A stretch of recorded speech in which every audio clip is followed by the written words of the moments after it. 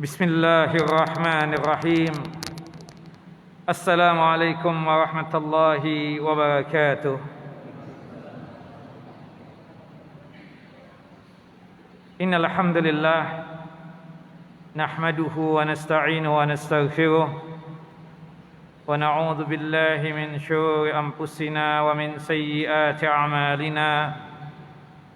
May yahdihillahu fala mudilla lahu ومن يضلل فلا هادي له أشهد أن لا إله إلا الله وحده لا شريك له وأشهد أن محمدا عبده ورسوله ولقد قال الله تعالى في القرآن العظيم يا أيها الذين آمنوا اتقوا الله حق تقاته ولا تموتن إلا وأنتم مسلمون. وقال الله تعالى أيضا هو الذي خلقكم من تراب ثم من نطفة ثم من علقة ثم يخرجكم طفلا ثم لتبلغوا أشدكم ثم لتكونوا شيوخا ومنكم من يتوفى من قبل ولتبلغوا أجلا مسمى ولعلكم تعقلون. وقال النبي صلى الله عليه وسلم من حديث أبي هريرة رضي الله عنه أعمار أمتي ما بين 60 و70 وأقلهم من يجوز ذلك. أما بعد رب اشرح لي صدري ويسر لي أمري واحلل عقدة من لساني يفقهوا قولي. اللهم انفعنا بما علمتنا وعلمنا ما ينفعنا وزدنا علما. اللهم إنا نعوذ بك من البرص والجنون والجذام وسيء الأسقام. اللهم إنا نعوذ بك من جهد البلاء ودرك الشقاء وسوء القضاء وشماتة الأعداء. اللهم إنا نعوذ بك من زوال نعمتك وفجأة نقمتك وتحول عافيتك وجميع سخطك. Ikhwani wa akhawati fid din, a'azani wa a'azakum Allah. Bapak dan Ibu yang selalu dimuliakan oleh Allahu Jalla wa Ala, alhamdulillah pada kesempatan kali ini kita bisa melanjutkan kajian kita berkaitan tentang pembahasan ayat dan hadis pilihan. Pada kesempatan kali ini insyaallah kita akan membahas satu ayat yang termaktub di dalam surah Al-Mu'min atau surah Ghafir, surah yang ke-40 ayat 67, yang dimana Allahu Jalla wa Ala berfirman, huwallazi khalaqakum min turabin, dialah Allahu Jalla wa Ala yang telah menciptakan kamu dari tanah. Maksudnya di sini secara khusus adalah Nabi Allah Adam alaihi salam. Summa min nutfatin, kemudian Allahu Jalla wa Ala menciptakan kalian dari setetes air mani. Maksudnya di sini adalah kita ini.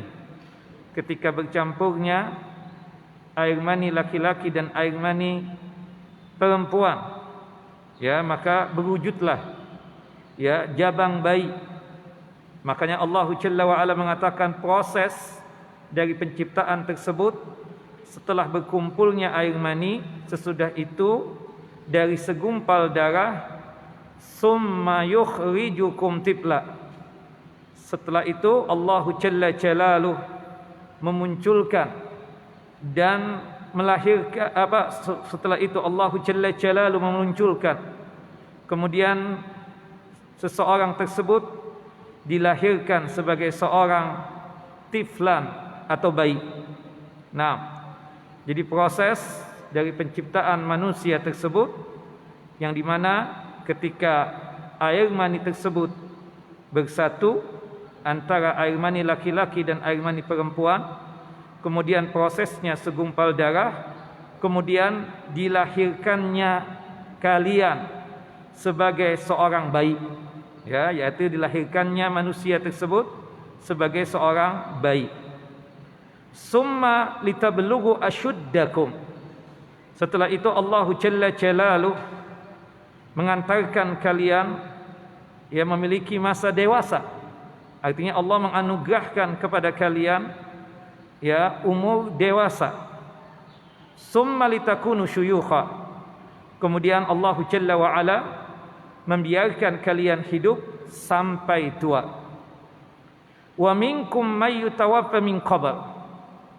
Kata kalau kita melihat dari proses yang Allah Jalla wa Ala sebutkan tadi dalam surah Ghafir atau surah Mukmin ayat 67, itu fase kehidupan manusia tersebut terbagi menjadi 5. Yang pertama fase bayi, yang kedua adalah fase kanak-kanak, kemudian yang ketiga adalah fase remaja, yang keempat adalah fase dewasa, kemudian yang kelimanya adalah fase tua.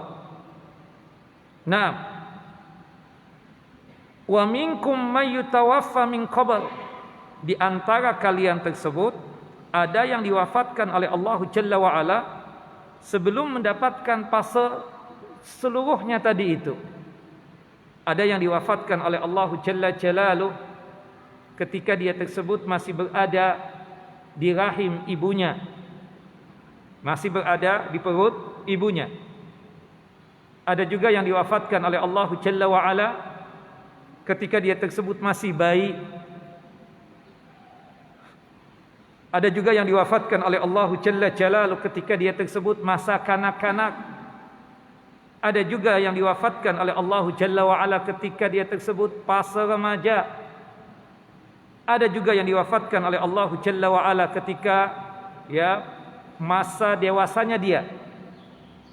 Tidak semua di antara kita tersebut yang mendapatkan fase tua. Karena kalau kita melihat bahwasannya ketentuan yang telah Allah Jalla Jalaluhu yang Allah Jalla wa Ala anugerahkan kepada kita, itu fase kehidupannya ada 5 tadi. Tapi tidak semua manusia mendapatkan 5 hal tadi itu. Walitablughu ajalan musamma. Tapi yang jelas ketika seseorang sudah mendapatkan fase itu seluruhnya, fase bayi dia sudah dapatkan, fase kanak-kanak dia sudah dapatkan, kemudian fase remaja dari dia tersebut balik sampai dia berumur 24 tahun, itu fase remaja. Kemudian fase dewasa dari dia berumur 25 tahun sampai umur 40 tahun. Kemudian setelah umur 40 tahun dia mendapatkan fase tua. Nah, kalau orang sudah mendapatkan fase tua, pasti setelahnya tersebut dia akan mendapatkan kematian yang telah Allah Jalla Jalaluhu tentukan untuknya. Wala'allakum ta'qilun. Allah Jalla wa Ala menjelaskan ini agar kita semua bisa memahaminya. Nah, ini adalah sebuah info, kabar, berita yang hak, yang benar, yang datangnya dari Tuhan kita Allahu Azza wa Jalla, yang juga dapat kita lihat kenyataannya dan realitasnya mengenai fase hidup yang dialami manusia di muka bumi ini, yang berakhirnya dengan kematian pada ajal yang telah ditentukan. Al-Imam Al-Qurtubi rahimahullah rahmatan wasi'ah di dalam kitab beliau Al-Jamilil Ahkamil Quran, jilid yang ke-15 halaman 215, ketika menjelaskan tentang firman Allah Jalla Jalaluhu, summa litakunu syuyukha, kemudian dibiarkan kalian tersebut hidup sampai tua. Kemudian pertanyaannya, kapan manusia tersebut dianggap tua? Kata Al-Imam Al-Qurtubi rahimahullah rahmatan wasi'ah, syekh atau syekhah, orang yang dianggap tua, baik dia laki ataupun perempuan, adalah ketika dia tersebut melewati umur 40 tahun. Artinya siapapun di antara kita ini, baik laki ataupun perempuan, ketika sudah melewati umur 40 tahun, berarti kita semua ini adalah sudah tua. Apalagi kalau dia tersebut mendapatkan umur 60 tahun. Berarti dia tersebut sudah mendapatkan lampu kuning, ya, warning, hati-hati. Sebentar lagi dia tersebut akan diwafatkan oleh Allah Jalla Jalal.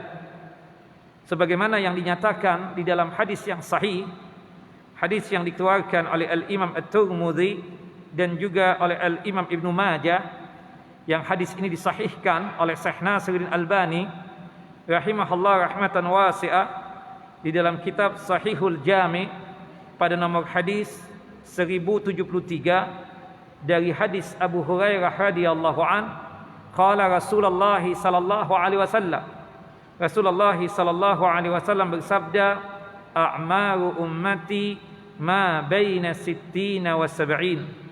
Umur umatku itu antara 60 tahun dan 70 tahun. Artinya kita yang sudah masuk umur 60 tahun, hati-hati, sebentar lagi kita akan dipanggil oleh Allahu Jalla Jalaluh.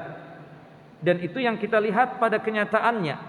Rata-rata umur umat Nabi kita Muhammad sallallahu alaihi wasallam atau manusia di zaman sekarang ini meninggalnya itu antara 60 dan 70 tahun.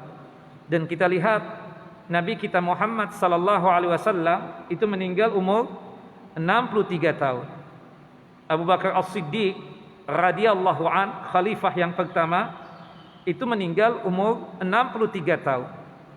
Umar bin Khattab radhiyallahu an, khalifah yang kedua, itu pun juga meninggal dunia umur 63 tahun. Begitupun juga khalifah yang keempat, Ali bin Abi Thalib radhiyallahu an, itu meninggal umur 63 tahun. Dan rata-rata manusia itu meninggalnya antara 60 tahun dan 70 tahun. Wa aqalluhum man yajuzu zalik. Sangat sedikit dari kalangan manusia ini yang umurnya itu melewati umur 70 tahun. Ada, bukan tidak ada.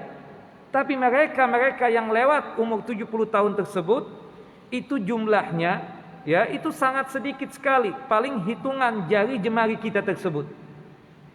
Itu pun juga ada tanda lagi buat mereka yang umur melewati 70 tahun tersebut. Nabi kita Muhammad sallallahu alaihi wasallam mengistilahkan orang-orang yang melewati umur 70 tahun tersebut sebagai asarallahu fil ard, asirallahu fil ard, tawanan-tawanan Allah yang ada di muka bumi ini. Jadi kalau kita ingin melihat tawanannya Allah Jalla Jalaluh yang ada di muka bumi ini, adalah mereka-mereka yang sudah berumur melewati 70 tahun. Maka oleh sebab itu, subhanallah, ini sebagai wujud sayangnya Allah Jalla Jalaluh kepada kita semua, dan juga wujud sayangnya Nabi kita Muhammad SAW kepada kita sebagai umatnya, bahwasannya tanda-tanda kematian tersebut dikabarkan kepada kita. Ya, tapi alhamdulillah, syukur kalau kita tersebut mendapatkan 5 fase tadi. Ini anugerah yang sangat luar biasa. Karena kita tahu bahwasannya orang yang panjang umur di dalam ketaatan kepada Allah Jalla Jalaluh itu adalah satu kenikmatan yang sangat luar biasa. Kata Nabi kita Muhammad sallallahu alaihi wasallam di dalam hadis yang sahih, hadis yang dikeluarkan oleh Al-Imam At-Tirmidzi, qala Rasulullah sallallahu alaihi wasallam, Rasulullah sallallahu alaihi wasallam bersabda, khairun nas man tala umruhu wa hasuna amaluhu. Sebaik-baiknya manusia adalah orang yang panjang umurnya. Tapi tidak hanya sekedar panjang umurnya, tapi juga bagus amalannya. Nah, kalau kita sudah mendapatkan 5 fase ini, maka kita hendaknya bersikap setiap hari kita tersebut untuk menuju ajal kita dan kematian kita tersebut tambah baik di setiap hari. Disitulah nanti kita terpilih menjadi orang-orang yang terbaik di sisi Allah Jalla wa'ala, dikarenakan panjang umur sekaligus amalannya juga bagus. ini manusia yang terbaik. Ya, panjang umur dan bagus amalannya. Karena kata Nabi kita Muhammad sallallahu alaihi wasallam di dalam hadis yang dikeluarkan oleh Al-Imam Muslim di dalam kitab sahih beliau pada nomor hadis 2682, wa innahu la yazidu al-mu'mina umruhu illa khairan. Tidaklah seorang mukmin tersebut bertambah umurnya, tetapi kebaikannya juga ikut bertambah. Tapi sebaliknya, wal iyadu billah, bagi mereka-mereka yang mendapatkan anugerah panjang umur, tapi sayangnya panjang umur yang Allah Jalla Jalaluhu anugerahkan kepada mereka diisi dengan maksiat dan sikap kedurhakaan kepada Allah Jalla Jalaluhu, ini manusia yang paling jelek, manusia yang buruk di sisi Allah Jalla Jalaluhu. Kata Nabi kita Muhammad sallallahu alaihi wasallam di dalam hadis yang dikeluarkan oleh Al-Imam At-Tirmidzi, wa syarrun nas man tala umruhu wa sa'a amaluhu. Dan seburuk-buruknya manusia adalah orang yang panjang umurnya, tetapi sayang panjang umur bukannya diisi dengan kebaikan, panjang umur bukannya diisi dengan ketaatan, tapi wal iyadu billah, panjang umurnya dia diisi dengan perbuatan maksiat. Nah, kemudian, ikhwan wa akhwati fid din, a'azani wa a'azakumullah. Sebagai orang yang sudah tua, tentu kita sadar diri. Ya, tadi dikatakan oleh Al-Imam Al-Qurtubi rahimahullah rahmatan wasi'ah, kapan orang itu dianggap sudah memiliki umur yang sudah tua? Ketika melewati umur 40 tahun. Dan ini sebagai tanda buat kita bahwasanya kematian sudah dekat dengan kita. Yang kedua, Allah kemudian memberikan tanda juga kepada kita. Orang dipanjangkan umur, bukannya dia tersebut tambah sehat walafiat, bukannya tambah kuat. Tapi orang kalau sudah mengalami masa tua, itu lambat laun dia akan menjadi lemah. Lemahnya tersebut, dia dua hal kata para ulama. Yang pertama, lemah secara fisik dan lemah secara ingatan atau secara pikiran. Dalam surah Yasin, surah yang ke-36 ayat 68, Allah Jalla Jalaluhu berfirman, "Wa man nu'ammirhu nunakkishu fil khalqi." Barang siapa yang dipanjangkan umurnya, niscaya Allah Jalla wa Ala akan kembalikan dia kepada kejadian semulanya dia. Afalat ya'qilun? Apakah mereka manusia tersebut tidak mau memikirkan hal itu? Kita lihat. Fase yang pertama, fase bayi. Kalau kita punya bayi atau punya cucu masih bayi, kita lihat kondisi fisiknya. Bagaimana lemahnya itu fisik bayi. Sampai kita yang punya bayi tersebut ingin mengangkatnya saja ekstra hati-hati. Karena takut ya terjadi sesuatu yang tidak diinginkan kepada bayi kita tersebut. Nah, kita yang sudah tua, subhanallah, tambah umur, ya, kita tersebut juga sedikit demi sedikit akan mengalami hal sebagaimana sedia kala lagi. Seperti tubuh kita ini pada saat kondisi kita masih baik, lemah. Makanya kata Al-Imam Ibn Katsir rahimahullah rahmatan wasi'ah ketika menjelaskan tentang firman Allah Jalla Jalaluhu dalam surah Yasin ayat 68 tadi, Allah Azza wa Jalla menginfokan dan menghabarkan bahwa seseorang hamba ketika usianya semakin panjang, maka ia akan dikembalikan kepada keadaan yang lemah setelah tadinya dia tersebut memiliki kekuatan dan keadaan tidak berdaya setelah kondisinya tersebut prima. Itu pula yang dikatakan oleh Al-Imam Ibn Qayyim rahimahullah rahmatan wasi'ah. Kata beliau rahimahullah rahmatan wasi'ah, kemudian setelah usianya melewati umur 40 tahun, kekuatan dan fungsi organ tubuh mulai menurun. Dan menurunnya tersebut ya menurunnya kekuatan fisik tersebut berlangsung secara bertahap. Mungkin antum merasa ana lewat umur 40 tahun Ustaz, tapi keadaan masih biasa aja, seperti masa remaja dan dewasa. Benar. Tapi tanpa kita sadari, sudah lewat umur 40 tahun, ya, hari-hari yang kita lewati tersebut, sedikit demi sedikit kekuatan fisik tersebut mulai berkurang secara bertahap. Sebagaimana dahulu kekuatan fisik itu berkembangnya juga apa? Secara bertahap. Bayi, kemudian kanak-kanak mulai kuat, ya, organ tubuhnya. Kemudian ketika habis kanak-kanak, remaja tambah kuat. Kemudian mendapatkan masa dewasa, tambah memiliki kekuatan lagi. Tapi ketika masuk umur melewati 40 tahun, maka kekuatan itu mulai sedikit demi sedikit akan berkurang. Kata Syekh Abdurrahman As-Sa'di rahimahullah rahmatan wasi'ah, ya, kata beliau, kelemahannya itu ada pada dua hal. Lemah secara pikiran dan lemah secara fisik. Subhanallah, dulu kita, ya, memutari berkeliling taman komplek yang ada di tempat kita ini 10 kali kuat. Tapi sekarang umur sudah tua, untuk 1 kali saja beratnya minta ampun. Padahal dulu 10 tahun yang lalu, 15 yang tahu, 10 kali pun bisa kita lewati. Tapi sekarang sudah tua. Kekurangan fisik tersebut sudah mulai kita rasakan itu. Dulu juga berkaitan dengan pemikiran, ingatan, sangat kuat sekali ingatannya.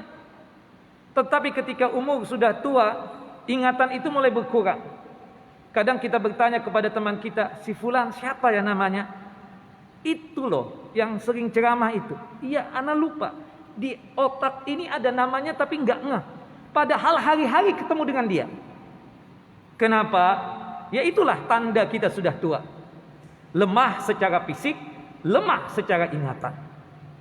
Nah, dan subhanallah tadi kan diingatkan oleh Nabi kita Muhammad sallallahu alaihi wasallam, seyogyanya kita tersebut paham, mengerti panjang umur tersebut adalah satu kenikmatan, tapi dengan catatan panjang umurnya dia diisi dengan ketaatan kepada Allah Jalla wa Ala. Tapi panjang umur menjadi azab dan siksa buat kita ketika panjang umur tersebut digunakan untuk melakukan perbuatan maksiat dan perbuatan dosa serta perbuatan kedurhakaan kepada Allah Jalla Jalaluh. Maka oleh sebab itu, kita yang sudah paham, kita sudah tua, umur lewat 40 tahun, berusahalah memperbaiki diri tersebut. Karena ini fase terakhir buat kita. Artinya setelah ini ya sudah meninggal dunia. Karena 5 fase ini sudah kita dapatkan. Isilah sisa-sisa hari-hari kita ini dengan kebaikan-kebaikan, dengan ketaatan dan ketaatan, dengan amal soleh dan amal soleh. Dan tinggalkan maksiat dan perbuatan durhaka kepada Allah Jalla Jalaluh. Subhanallah, ada satu perkataan yang sangat menarik dari seorang imam, ya, yang bernama Al-Hafidh Az-Zahabi rahimahullah rahmatan wasi'ah. Kata beliau rahimahullah rahmatan wasi'ah, mautul mar'i ma'asha alaih, meninggalnya seseorang tersebut sesuai dengan amal perbuatan yang biasa dia lakukan.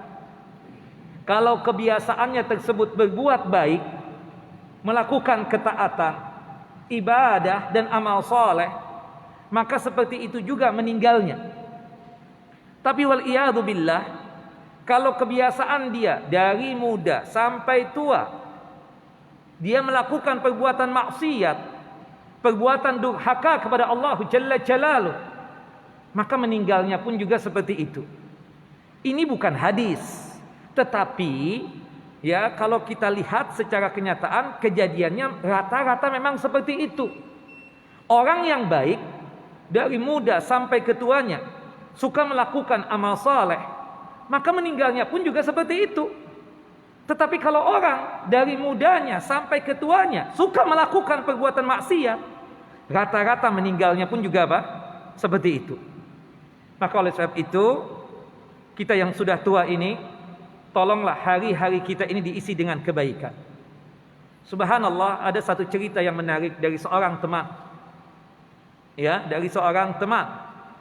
Orang ini Masya Allah, ya, dia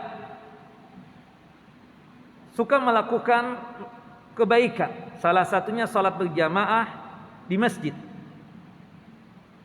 Terutama kebiasaan dia tersebut, ketika habis salat subuh, dia itu suka menunggu waktu duha, atau istilah antum syuruk itu. Syuruk dan duha itu tidak ada bedanya, sama ya, tidak ada perbedaan.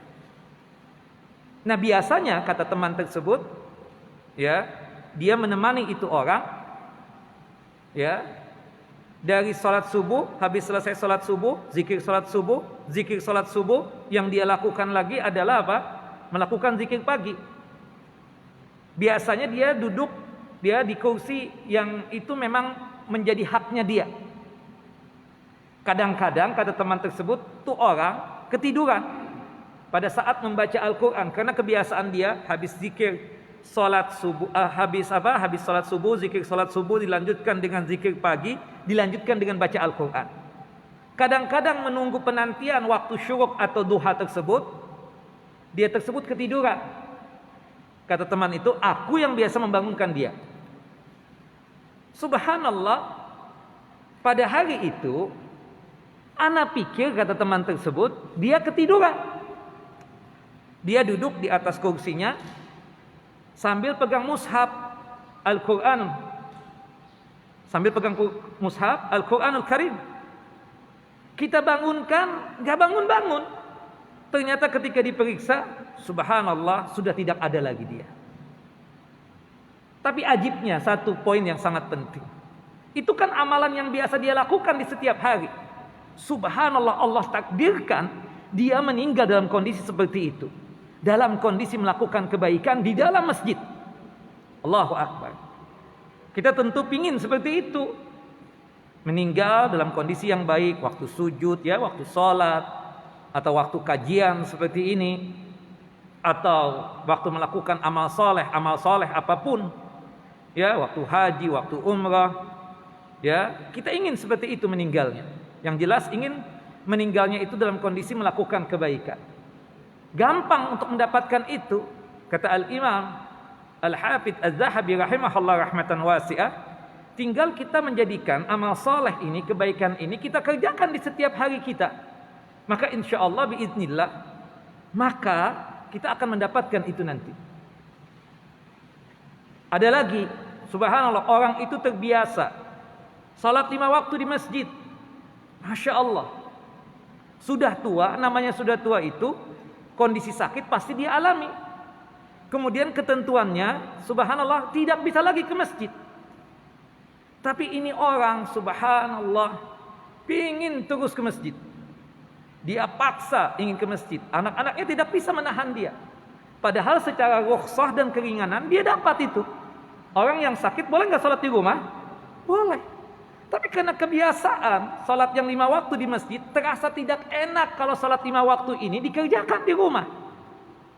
Sampai pada akhirnya sakit yang sangat luar biasa sudah mengakibatkan si anak itu nggak bisa bawa abahnya lagi ke masjid.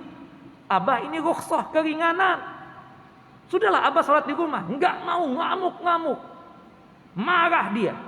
Ya, aku ingin melakukan kebaikan kok dilarang.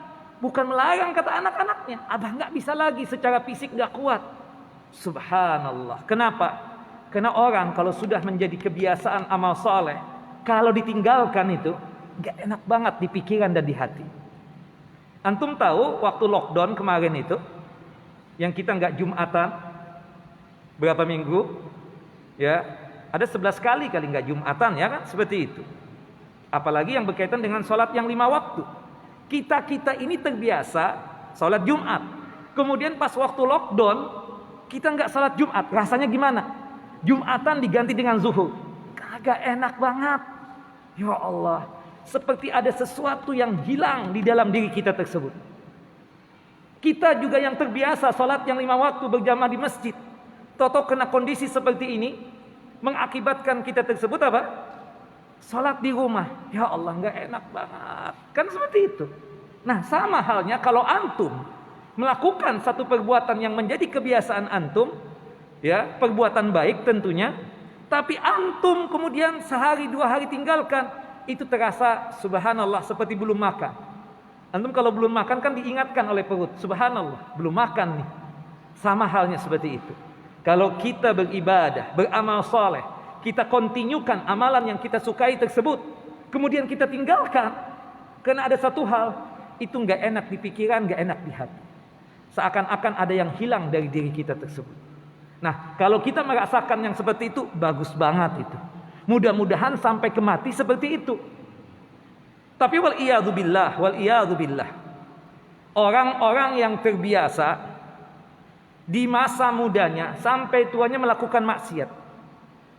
Itu dia subhanallah, sudah tua masih doyan dengan maksiat.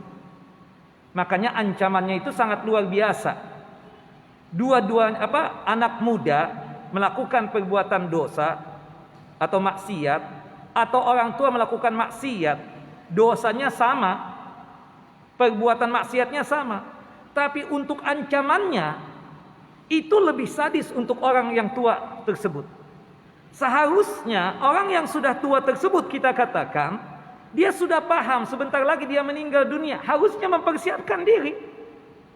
Bukan malah tambah jadi, yang diistilahkan dengan istilah tua-tua keladi itu. Makanya ada ancaman disebutkan di dalam satu hadis Nabi SAW, hadis yang dikeluarkan oleh Al-Imam Muslim di dalam kitab Sahih beliau pada nomor hadis 172. Qala Rasulullah sallallahu alaihi wasallam. Rasulullah sallallahu alaihi wasallam bersabda, "Salasatun la yukallimuhumullahu yawmal qiyamah wa la yuzakkihim wa la yanzuru ilaihim wa lahum adzabun alim." Ada 3 golongan yang dimana 3 golongan tersebut tidak diajak bicara oleh Allah Jalla wa Ala pada hari kiamat kelak, dan ketiga golongan tersebut tidaklah disucikan oleh Allah Jalla Jalaluh, dan juga ketiga golongan tersebut tidak dilihat oleh Allah Jalla wa Ala, walahum adzabun alim, dan dipastikan ketiga golongan tersebut mendapatkan azab yang pedih. Di antara 3 golongan yang mendapatkan 4 ancaman tadi tersebut adalah syekhu zanin, sudah tua masih doyan dengan zina. Allahu Akbar. Kita tahu anak muda melakukan perbuatan zina dosa besar. Tapi kalau orang tua melakukan perbuatan zina juga, dia dosa besar. Tapi tambah ancamannya, apa itu? Tidak diajak bicara oleh Allah Jalla Jalaluh di hari kiamat kelak, tidak disucikan oleh Allah Jalla Jalaluh, tidak dilihat oleh Allah Jalla Jalaluh, dan dipastikan mendapatkan azab yang pedih. Subhanallah. Seperti itu. Kenapa kok sudah tua masih doyan dengan maksiat, zina, minum khamar dan lain sebagainya? Kebiasaan di masa lalu, kebiasaan di masa muda terbawa ke masa tuanya. Subhanallah. Ada seorang alim bercerita, beliau ketika sakit kebetulan dia ditempatkan di rumah sakit non muslim atau kafir. Subhanallah, di samping kamarnya yang beliau sakit tersebut ada orang kafir yang sakit. Kelakuannya, kata orang alim tersebut, kata ini ustaz, itu setiap harinya teriak-teriak, sampai mengganggu pasien-pasien yang lainnya. Anaknya tidak bisa menenangkan, itu ayahnya. Subhanallah, rupanya ada yang memberikan nasihat kepada anak-anak si orang yang sakit yang teriak-teriak tadi itu. Kata tuh orang, di samping kamar ayahmu ada orang alim tuh, ada ustadz. Coba kamu tanya deh, meski ya, padahal beda agama ini. Coba kamu tanya kepada itu orang alim, kepada itu ustadz. Mungkin beliau ada solusi untuk menenangkan kamu punya ayah ini, atau kalian punya ayah ini.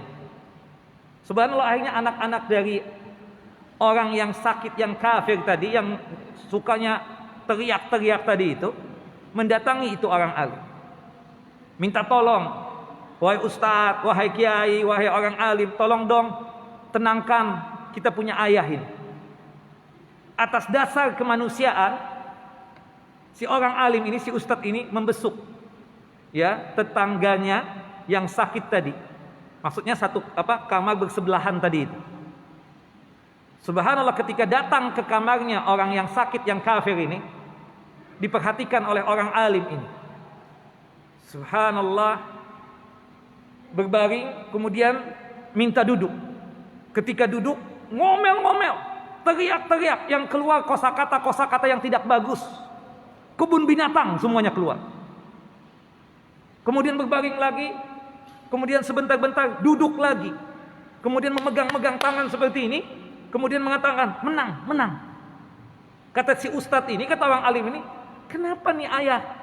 Ayah kalian kenapa? Apa kebiasaan dia? Kata anak-anaknya, biasa abah atau ayah kalau sudah ngomel, marah-marah sama orang atau sama pegawai, bil khususnya, itu keluar kata-kata kebun binatang semuanya. Ya, ini pegang-pegang tangan seperti ini, biasa nih ayah. Kata anak-anaknya, suka main judi. Subhanallah, meninggalnya dalam kondisi seperti itu. Hati-hati, banyak orang-orang yang meninggal dunia sesuai dengan kebiasaan dia. Syukur-syukur kebiasaan kita adalah amal soleh yang kita lakukan. Insya Allah meninggalnya seperti itu. Tapi wal'iyadzubillah, kalau meninggalnya tersebut dalam kondisi melakukan perbuatan maksiat. Kenapa dia melakukan perbuatan maksiat? Karena kebiasaan di masa lalu. Itu terbawa sampai ke tua. Makanya banyak-banyak bertaubat. Kita sudah lewat umur 40 tahun ini. Tolong perbaiki diri. Tolong perbaiki diri. Hal-hal yang buruk, hal-hal yang maksiat, hal-hal yang berkaitan dengan dosa, tolong ditinggalkan. Subhanallah, Syekh Muhammad bin Shalih Al-Utsaimin rahimahullah rahmatan wasi'ah mengatakan, ya, seyogyanya dan seharusnya orang yang sudah mendapatkan usia tua untuk memperbanyak amal soleh. Meskipun kata beliau, anak muda, remaja juga seperti itu. Cuma yang tua lebih diutamakan lagi. Kita yang muda beramal soleh, kita yang muda ya melaksanakan ketaatan. Tapi kita yang sudah tua lebih lagi amal solehnya. Itu seharusnya, kata Syekh Muhammad bin Shalih Al-Utsaimin rahimahullah rahmatan wasi'ah. Kenapa ya Syekh? Ya, kita yang anak muda tentu tetap saja mempersiapkan diri. Jangan sampai kita ini ya tidak sadar, tidak mengerti, karena yang namanya kematian tersebut tidak ada syarat harus tua. Banyak anak-anak muda yang meninggal dunia sebelum dia mendapatkan masa tuanya, bukan begitu? Maka oleh sebab itu anak muda pun juga melakukan perbuatan ketaatan.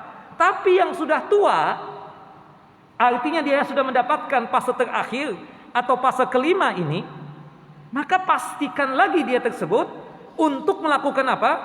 Perbuatan baik, ketaatan kepada Allah Jalla wa'ala. Karena apa? Setelah ini pasti dia mati. Setelah ini apa? Pasti mati. Kalau orang sudah tua, sudah mendapatkan fase tua, setelah ini apa? Pasti mati. Subhanallah. Makanya ya, orang yang sudah tua ini melewati umur 40 tahun, apalagi 60 tahun, apalagi sudah lewat umur 70 tahun, tolonglah ya, ditambah amal solehnya, ditambah ketaatannya. Kenapa? Karena dia tersebut tinggal menunggu penantian saja berkaitan dengan apa? Ajalnya dan kematiannya. Itu yang dikatakan oleh Syekh Muhammad bin Shalih Al-Utsaimin rahimahullah rahmatan wasi'ah.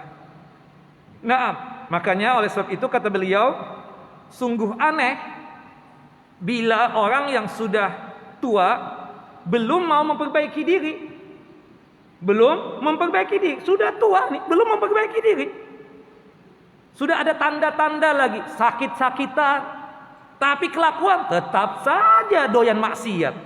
Ya. Bahkan perbuatan maksiatnya, perbuatan jeleknya kian menjadi, ya kan? Subhanallah, seperti misalnya memperturutkan hawa nafsu. Sudah tua, doyan berzina. Sudah tua, masih saja ngepil, narkoba. Sudah tua, masih saja doyan dengan judi atau perbuatan maksiat-maksiat yang lainnya. Dan kadang bangga melakukan perbuatan maksiat tersebut. Na'udzubillah. Ada orang kadang kita jadi geli ya, jadi nggak enak di hati. Dia bilang nih, ya, sudah berapa umur antum? Anak udah 75, kata dia. Saya sudah 75. Temannya nyahut, saat ini sudah tua, saat 75. Tapi kalau joget 3 jam kuat. Subhanallah. Joget dibanggakan. Na'udzubillah min dzalik. Seperti itu. Ada sebagian orang sudah tua. Oh, kalau negak hormat, ya, kuat banyaknya. Subhanallah. Bangga dengan maksiat. Na'udzubillah min dzalik. Nah, ini yang terjadi. Seharusnya orang semakin tua tersebut semakin sadar diri untuk memperbaiki diri. Bukan, ya, subhanallah, gharib, ajib, kadang aneh kita melihat sudah tua gak mau memperbaiki diri, senang sekali gibah, senang sekali berantem, ya, jagoan katanya kan, seperti itu. Sudah tua, apalagi ya berkaitan dengan maniak maksiat yang lainnya, seperti itu. Maka oleh sebab itu hati-hati ya, orang-orang yang sudah tua itu ancamannya berbeda kalau melakukan perbuatan dosa dibandingkan anak muda. Ya, tadi dikatakan apa?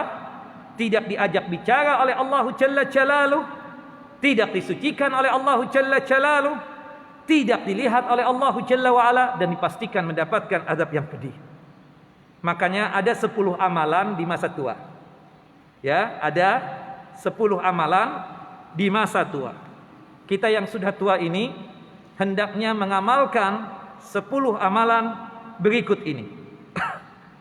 Yang pertama adalah lebih memperhatikan amalan-amalan yang wajib. Yang wajib lebih kita dahulukan ketimbang yang sunnah ya. Kenapa? Karena ibadah-ibadah yang wajib atau ibadah-ibadah yang fardu ini merupakan kewajiban yang bersifat individual, bersifat pribadi, yang harus ditegakkan sendiri-sendiri atau masing-masing oleh setiap muslim dan muslimah hingga ajalnya datang atau tiba. Nah, amalan wajib, ibadah salat fardu, jangan sampai kita tersebut ketinggalan. Ya, syukur-syukur melaksanakan salat fardunya di masjid. Kalau nanti sudah aman, ya, daerah kita sudah zona hijau, itu hukumnya menjadi wajib ya, kita yang laki-laki salat berjamaah di masjid. Jangan di rumah lagi. Kita yang laki-laki apa? Salat 5 waktunya di mana? Di masjid. Kalau sekiranya hukum atau pemerintah mengatakan daerah kita sudah zona hijau, berarti aman, maka kita ke masjid salat yang 5 waktunya tersebut. Jangan di rumah lagi. Ya. Ini amalan wajib. Kalau kita kaya, punya kemampuan secara finansial, kebetulan harta kita sudah sampai nisab dan haul, berzakatlah. Jangan sampai apa? Tidak berzakat. Karena memang rata-rata ya kebiasaan orang tambah tua bukannya tambah berinfak, bukannya tambah dia tersebut mengeluarkan ya sesuatu yang berkaitan dengan zakat, tambah bakhil kadang. Kita kadang memaklumin, kenapa? Karena mungkin kalau sudah tua itu pemasukannya agak berkurang dibandingkan ketika dia masih aktif dan giat bekerja. Tapi kalau memang dia dianggap sebagai orang yang kaya, hartanya sudah sampai pada hitungan nisab dan haul, tolong ya berzakat. Ini amalan wajib. Termasuk nanti Ramadan tiba, kita yang masih punya kekuatan secara fisik, maka berpuasalah. Beda kalau misalnya antum, wahai ya bapak-bapak atau ibu-ibu yang sudah tua, sudah tidak punya kemampuan lagi secara fisik, boleh memang puasanya diganti dengan membayar apa? Fidyah, lansia. Ya, seperti itu. Termasuk juga kita yang belum berhaji atau belum berumrah, seumur hidup kita belum sama sekali, padahal kita punya kekuatan secara fisik dan punya kekuatan secara finansial. Tolong berhaji sebagai pensempurna daripada rukun Islam ini. Jangan sampai nanti kita keburu meninggal dunia belum haji, padahal Allah ya telah menggariskan kepada kita ini sudah wajib, karena secara fisik kuat masih, kemudian secara finansial ada. Berhajilah atau paling tidak berumrah. Ya, seperti itu. Karena ibadah haji dan ibadah umrah ini dua-duanya adalah wajib seumur hidup satu kali. Sebagaimana yang Allah Jalla wa Ala firmankan di dalam surah Al-Baqarah, surah yang kedua ayat 196. Ayat 196, wa atimul hajja wal umrata lillah. Sempurnakanlah ibadah haji dan ibadah umrah karena Allah Jalla Jalal. Ya, di sini menggunakan kata perintah yang asal mula hukum perintah tersebut wajib. Makanya berdasarkan dukungan dari hadis-hadis Nabi SAW sekaligus juga ungkapan dari sebagian ulama menunjukkan bahwasannya ibadah haji dan ibadah umrah ini ibadah haji termasuk juga ibadah umrah seumur hidup satu kali paling tidak kita kerjakan. Nah, termasuk kewajiban yang lainnya, termasuk kewajiban yang lainnya. Baik, itu yang pertama. Yang kedua, amalan di masa tua menghindari dan menjauhi hal-hal yang diharamkan oleh Allah Jalla Jalaluh. Menghindari dan menjauhi hal-hal yang diharamkan oleh Allah dan Rasulnya atau oleh syariat Islam ini. Hal yang haram, hal yang terlarang kita tinggalkan. Jangan sampai kita melakukan hal-hal yang terlarang dan haram tersebut. Kita sudah tua. Subhanallah. Kita tahu nih, bagi kita yang tumbuh jenggot, kan hukumnya wajib untuk memanjangkannya. Ada sebagian teman, subhanallah, bukannya nggak tumbuh, ya, di wajahnya ini atau di dagunya ini jenggot tumbuh, tapi karena dia tersebut merasa kalau misalnya berjenggot itu ya kelihatan seperti orang tua, maka dia tersebut tidak mau untuk memanjangkan jenggotnya. Kita tanya, Pak, kelimis begini kerok habis ini haram. Iya Ustadz, gimana ya, anak tahu hukumnya seperti itu, berjenggot ini wajib, cuma anak kalau misalnya anak panjangkan ini jenggot kelihatan betul muka dan wajah anak yang sudah tua ini. Ya memang antum sudah tua, mau dikata apa? Ya tidak mungkin lah orang tambah umur itu tambah muda, bukan begitu, tambah tua. Nah, untung di sisa-sisa umur antum tersebut berjenggotlah kalau memang ini jenggot tumbuh. Karena Rasulullah mengatakan apa? Wa'aful leha wa jazus sawarib. Panjangkan jenggot dan tipiskan kumis, kan seperti itu. Khawatirnya bapak, antum lagi kerok-kerok jenggot, kelimis, meninggal. Su'ul khotimah antum. Maka berjenggotlah. Kenapa gak mau berjenggot? Istri anak gak senang, Ustaz. Istri anak gak senang kalau anak berjenggot, kata dia kelihatan tua. Kadang kalau anak berjenggot, anak tuntun, dia malah marah sama anak. Jangan dituntun, kelihatannya seperti ayah sama anak atau cucu. Loh, istrinya juga tua. Ya Allah Bapak, karena masalah dunia kita mengorbankan. Yang menjadi kewajiban kita malah melanggar sesuatu yang haram seperti itu. Termasuk lagi untuk ibu-ibu. Ibu-ibu ataupun bapak-bapak, kerok alis, potong bulu mata itu mal'unah, dikutuk, dilaknat oleh Allah Jalla wa Ala dan Rasulullah sallallahu alaihi wasallam. Mau yang tua maupun yang muda. Subhanallah, kadang kita mendapatkan ada ibu-ibu sudah tua masih suka ya untuk apa? Kerok alis, potong bulu mata, sulam bibir, sulam alis. Nauzubillah. Bu, nggak takut nanti ketika lagi dikerok, lagi sulam bibir atau sulam alis tadi, atau potong bulu mata meninggal dunia? Subhanallah. Habis gimana ya kalau saya nggak begini Ustadz, nggak sulam bibir, nggak sulam alis, nggak kerok alis, nggak potong bulu mata, kelihatan tua. Nanti khawatirnya suami ke lain hati. Ya Allah, ibu di apapun, ya begitu aja kondisinya, memang sudah tua. Jangan takut hal-hal yang sifatnya belum terjadi. Tawakalkan kepada Allah Jalla wa'ala. Yang jelas, kerok alis, potong bulu mata, mal'unah, haram perbuatan tersebut dan dikutuk oleh Allah Jalla Jalaluh. Nah, ya, termasuk nih bapak-bapak yang suka begadang, kadang diisinya dengan hal-hal yang lagwi. Ya, main kartu malam-malam, ya Allah. Kita lihat subhanallah, malam-malam bukannya tahajud, qiyamul lail, baca Quran, tapi kuat main kartu berjam-jam, bahkan sampai subuh kadang. Wal'iyadzubillah, kadang diisi dengan judinya lagi.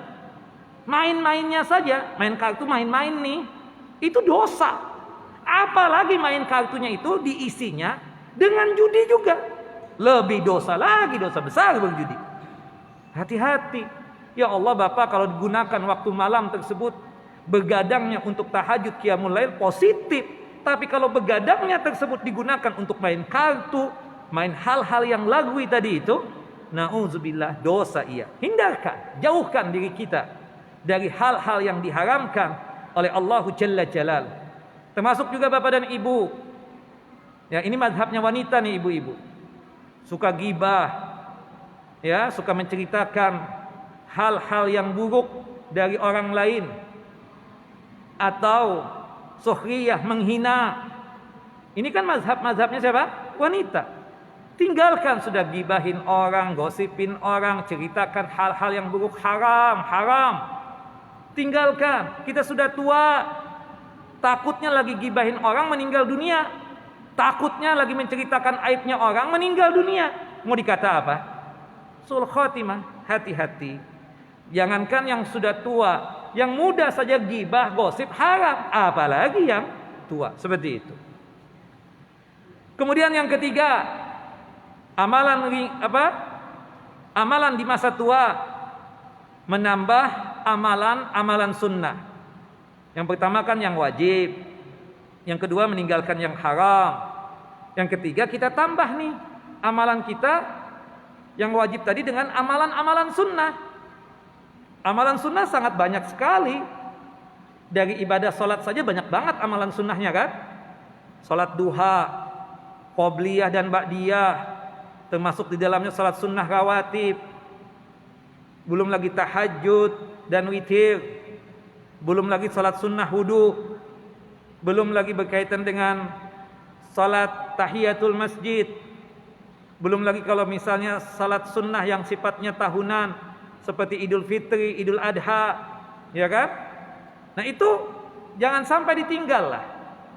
Ini sunnah yang berkaitan dengan ibadah sholat. Banyak sekali kalau sholat sunnah itu, banyak sekali kita katakan.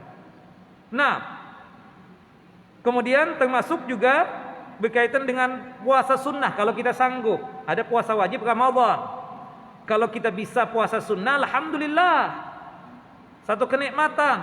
Ada puasa sunnah yang sifatnya tahunan, seperti 6 hari di bulan Syawal. Kemudian ada puasa sunnah yang tahunan juga, 9 hari yang pertama bulan Dzulhijjah, tanggal 1 sampai tanggal 9 jika sanggup. Kalau tidak sanggup, paling tidak puasa Arafahnya bagi kita yang tidak haji. Atau puasa sunnah yang tahunan lagi, Tasu'a dan Asyura, tanggal 9 dan tanggal 10 Muharram. Jangan ditinggalkan juga. Kalau kita punya kekuatan lagi, tambah lagi puasa sunnahnya apa? Puasa sunnah 3 hari setiap bulan. Terutama tanggal 13, 14, dan 15 itu.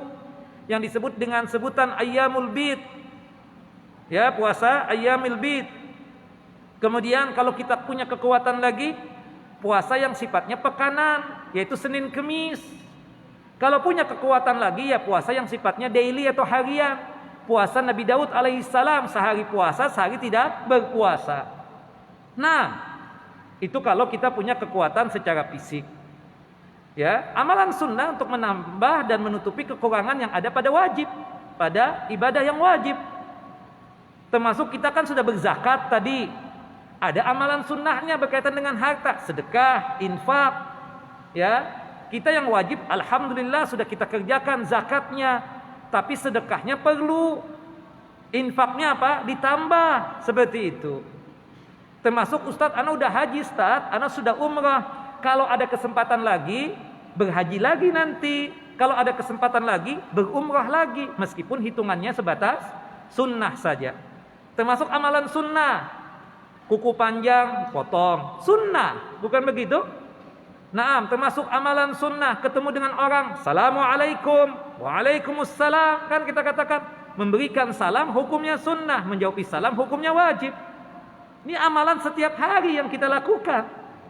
Ya, amalan-amalan sunnah itu sangat banyak sekali.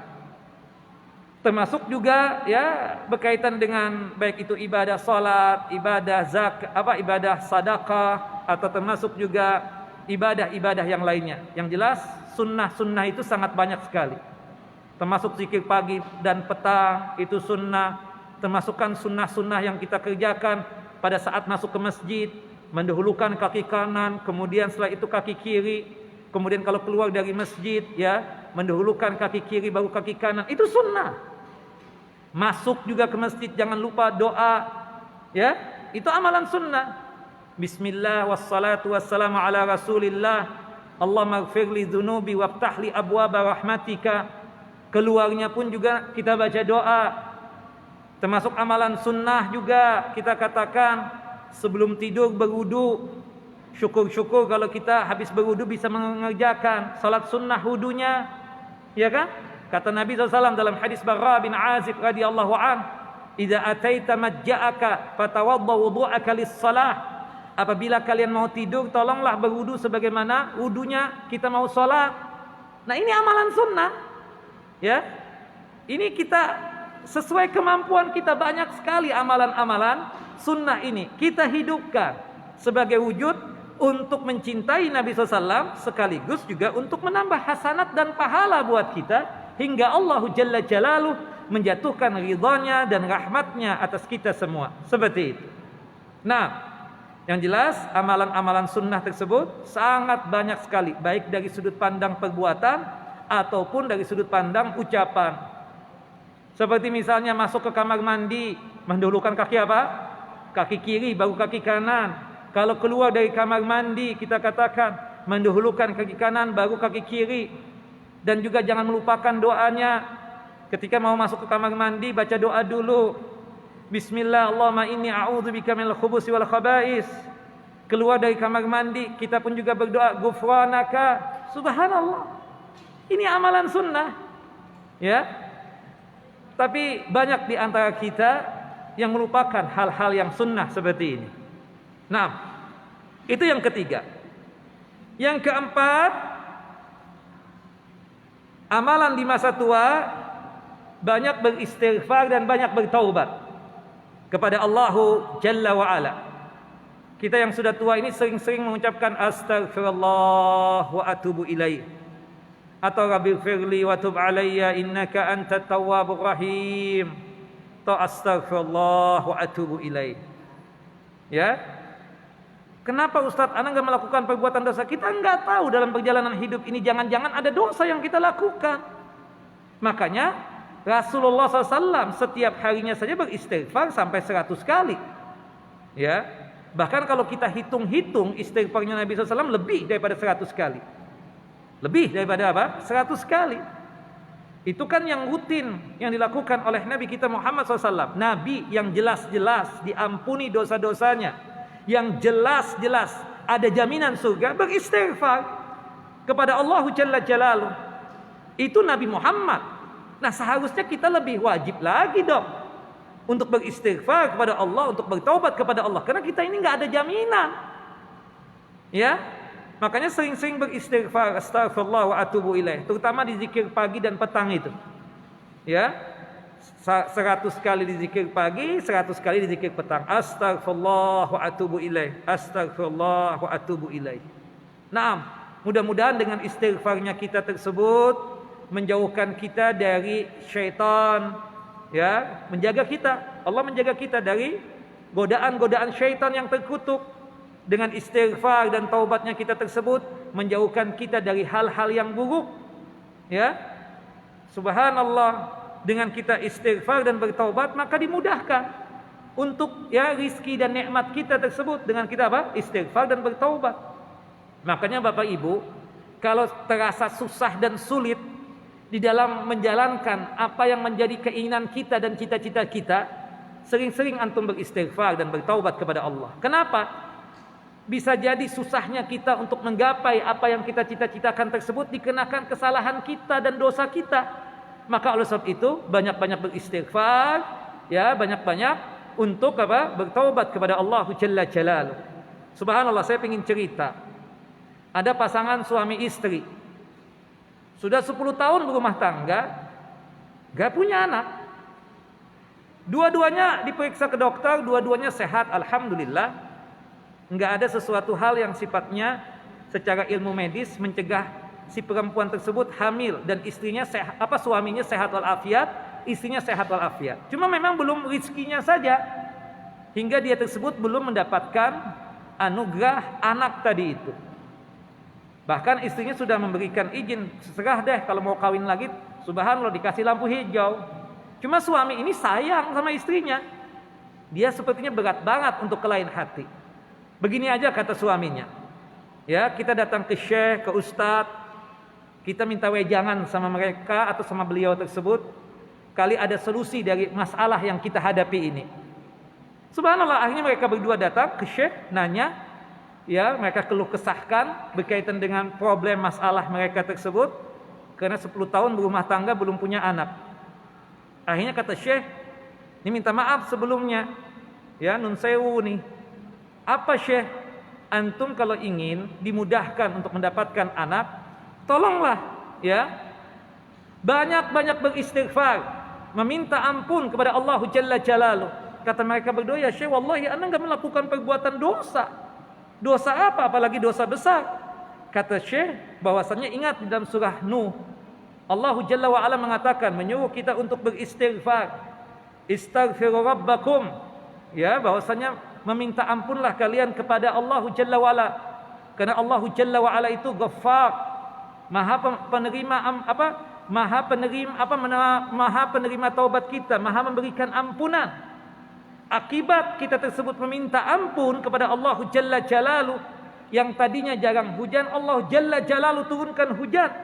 Yang tadinya daratan ini atau tanah ini gersang, jadi tumbuh berbagai macam tumbuhan. Termasuk juga kita yang belum punya anak tadi, Allah Jalla Jalaluhu, dengan kita beristighfar kepada Allah Jalla Jalaluhu, Allah menganugerahkan anak buat kita. Bahkan yang miskin disuruh untuk beristighfar juga. Kenapa berat banget hidup tersebut? Ya, seperti itu. Banyak-banyak beristighfar kepada Allah Jalla Jalaluhu. Subhanallah, suami istri tersebut menjalankan apa yang dinasihatkan oleh syekh tadi, ya, dua-duanya banyak beristighfar kepada Allah Jalla Jalaluhu. Subhanallah, 2 tahun setelah kejadian dia datang ke syekh tersebut, tahu-tahu Allah menganugerahkan anak kepada mereka berdua. Mereka sebagai wujud syukur kepada Allah Jalla wa'ala dan sebagai wujud untuk menyebarkan kebahagiaan, mereka datang kepada syekh tadi itu, ya syekh, alhamdulillah Allah Jalla Jalaluhu telah menganugerahkan kepada kami anak. Alhamdulillah, ya kan? Artinya banyak-banyak beristighfar kepada Allah Jalla Jalaluhu. Mudah-mudahan dengan kita beristighfar kepada Allah Subhanahu wa taala, Allah Jalla Jalaluhu ya menganugerahkan apa yang kita cita-citakan tersebut. Nah, itu penting. Ya, apalagi di masa tua kita katakan beristighfar. Kita lihat firman Allah Jalla Jalaluhu di dalam Al-Qur'anul Karim pada ayat 10, 11, kemudian ayat yang ke-12-nya, ya, 10 sampai ayat 12. Allah Jalla wa ala mengatakan, "Faqultu astaghfiru rabbakum innahu kana ghaffara." Ya, ini cerita tentang Nabi Nuh alaihissalam. Aku katakan kepada mereka, ya, meminta ampunlah kalian tersebut kepada Tuhan kalian, kepada Allah Jalla wa ala. Sesungguhnya Allah Jalla wa ala Maha Pengampun. Dengan kalian beristighfar, apa yang terjadi? Yursilis samaa alaikum midrara, niscaya Allah Jalla Jalaluh akan menurunkan hujan yang lebat, yang datangnya yang lebat dari langit kepada kalian. Subhanallah. Wa yumditkum bi amwalin wa banin wa yaj'al lakum jannati wa yaj'al lakum anhara. Kemudian Allah Jalla Jalaluh menjadikan dengan istighfarnya kalian tersebut, Allah menganugerahkan harta dan anak buat kalian, dan mengadakan kebun-kebun untuk kalian, dan mengadakan sungai-sungai untuk kalian. Subhanallah. Nah, ini hikmah daripada istighfar dan bertaubat. Nah, sekarang ini kita alhamdulillah kita dalam kondisi mendapatkan musibah, bencana. Salah satu bencana yang berat buat kita, yaitu apa? Dengan adanya wabah corona ini, kita sudah berikhtiar alhamdulillah. Kita pakai masker, jaga jarak, kalau bersentuhan kita pakai hand sanitizer, cuci tangan di air yang mengalir, sudah kita lakukan semuanya, bukan begitu?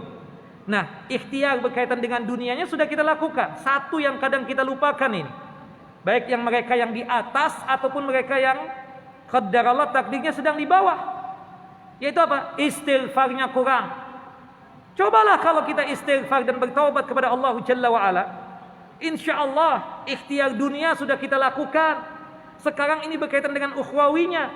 Kali-kali adanya wabah ini, sudah 1 tahun seperti ini, kita hidup dalam kondisi yang begini, mungkin karena dosa yang kita lakukan, kita tidak tahu.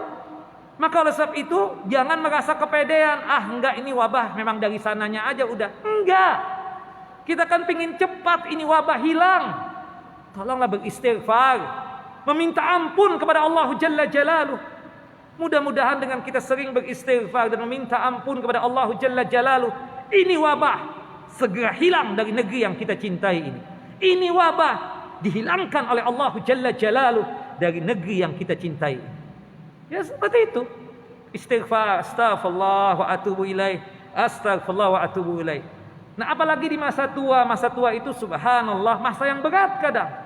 Apalagi teman-teman banyak yang sudah meninggal dunia.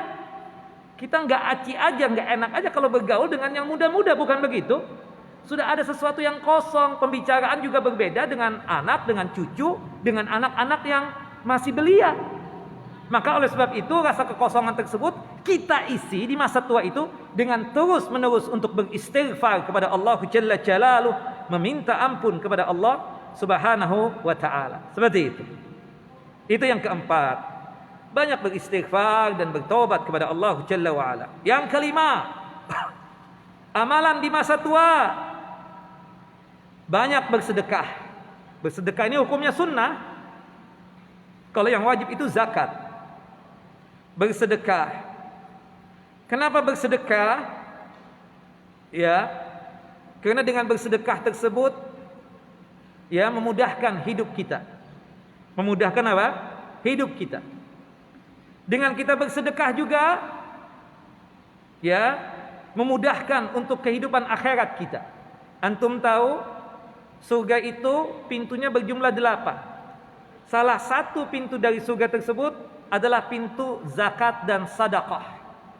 Mudah-mudahan dengan kita sering bersedekah tersebut, Allah Jalla Jalaluh menganugerahkan jannah dan surga atas kita semua, masuknya lewat pintu zakat dan sedekah tadi itu. Naam. Dengan bersedekah juga memadamkan amarah dan murkanya Allah Jalla Jalaluh. Kata Nabi kita Muhammad SAW dalam hadis yang sahih, inna sadaqata tudfi'u ghadaballah. Sesungguhnya dengan bersedekah memadamkan amarah dan murkanya Allah Jalla Jalaluh.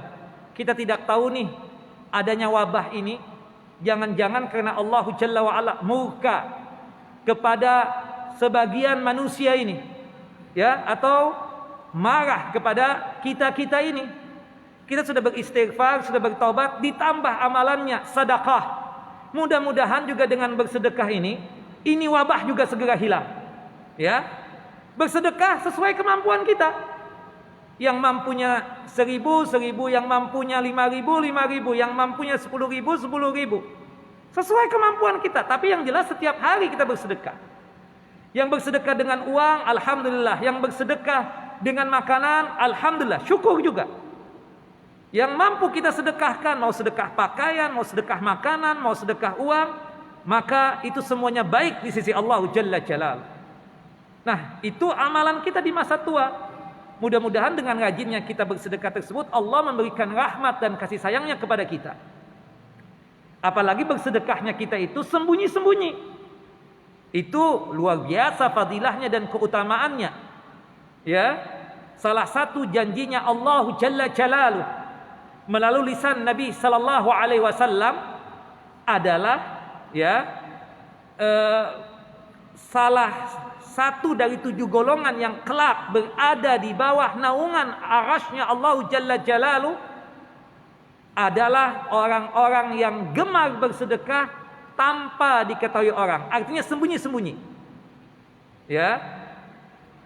Kata Nabi dalam hadis Abu Hurairah, hadis yang dikeluarkan oleh Imam Bukhari dan Muslim, sab'atun yudhilluhumullahu fi dhillih yauma la dhilla illa dhilluh. Ada 7 golongan yang dimana 7 golongan ini kelak akan mendapatkan naungan, akan mendapatkan teduhan di padang mahsyar kelak, tepatnya di bawah arasy-Nya Allah Jalla wa Ala mendapatkan teduhan tersebut. Yang pada hari itu kondisinya panas yang sangat luar biasa. Karena matahari itu sangat dekat dengan padang mahsyar, 1 mil atau 2 mil. Sehingga membuat teriknya sinar matahari tersebut sangat terasa oleh manusia-manusia yang berada di padang mahsyar tersebut. Nah, tapi ada 7 golongan yang mereka tersebut mendapatkan naungan Allah, mendapatkan perlindungan Allah, dan mendapatkan teduhannya Allah di bawah arasy-Nya Allah Jalla Jalaluh. Yaitu siapa dari 7 golongan tersebut? Ar-rajulu anfaqa nafaqatan aw tasaddaqa bisadaqatin fa akhfaha.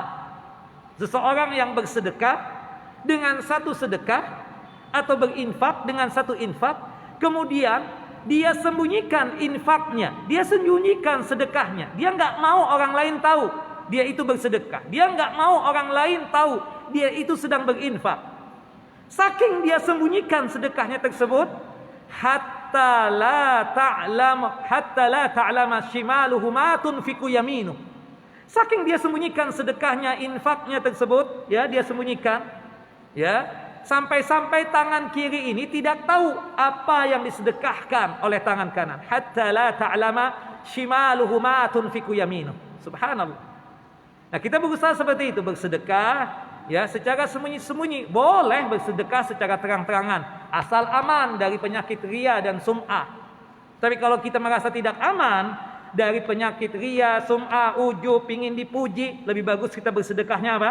Sembunyi-sembunyi, seperti itu. Nah, mudah-mudahan dengan sedekahnya kita tersebut, apalagi di masa tua kita sekarang ini, kita rajin bersedekah, kita rajin berinfak, Allah Jalla Jalaluh menganugerahkan kepada kita ridhonya dan rahmatnya hingga kita bisa masuk ke dalam jannah dan surganya tanpa ada hisab. Amin ya rabbal alamin.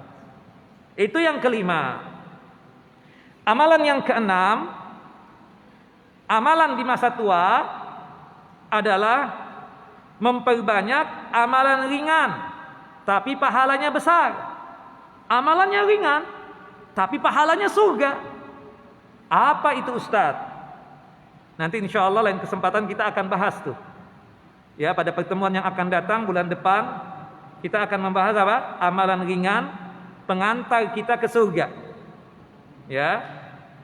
Di antara amalan ringan, wudu sebagaimana yang dicontohkan oleh Nabi SAW. Wudu yang dicontohkan oleh Nabi SAW itu kan ada 8 tahapan atau 9 tahapan. Dimulai dengan membaca bismillah, kemudian ditutup dengan doa wudu tersebut. Asyhadu an la ilaha illallah wahdahu la syarikalah wa asyhadu anna Muhammadan abduhu wa rasuluh. Allahumma ja'alni minat tawwabin wa ja'alni minal mutatahhirin. Ini amalan ringan. Setiap hari kita kerjakan, bukan begitu?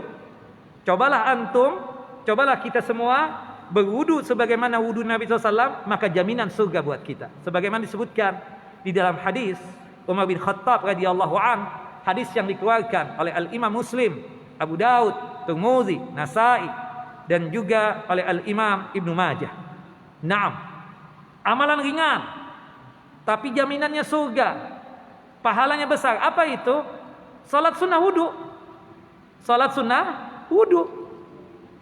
Salah satu amalan yang dilakukan oleh Bilal bin Rabah hingga beliau radhiyallahu an mendapatkan ridha dan rahmatnya Allahu Jalla wa ala hingga masuk ke dalam surga adalah apa? Bilal itu selalu mengerjakan salat sunnah wudu. Salat sunnah wudu baik di pagi hari, siang hari, sore hari ataupun malam hari. Ya, Rasulullah bertanya, "Ya Bilal, apa sih amalan engkau sehingga engkau itu masuk jannah, masuk surga tersebut? Kenapa?" Kata Bilal, "Tidaklah aku mendapatkan hadas kecuali aku langsung berwudu, baik itu di malam hari ataupun di siang hari.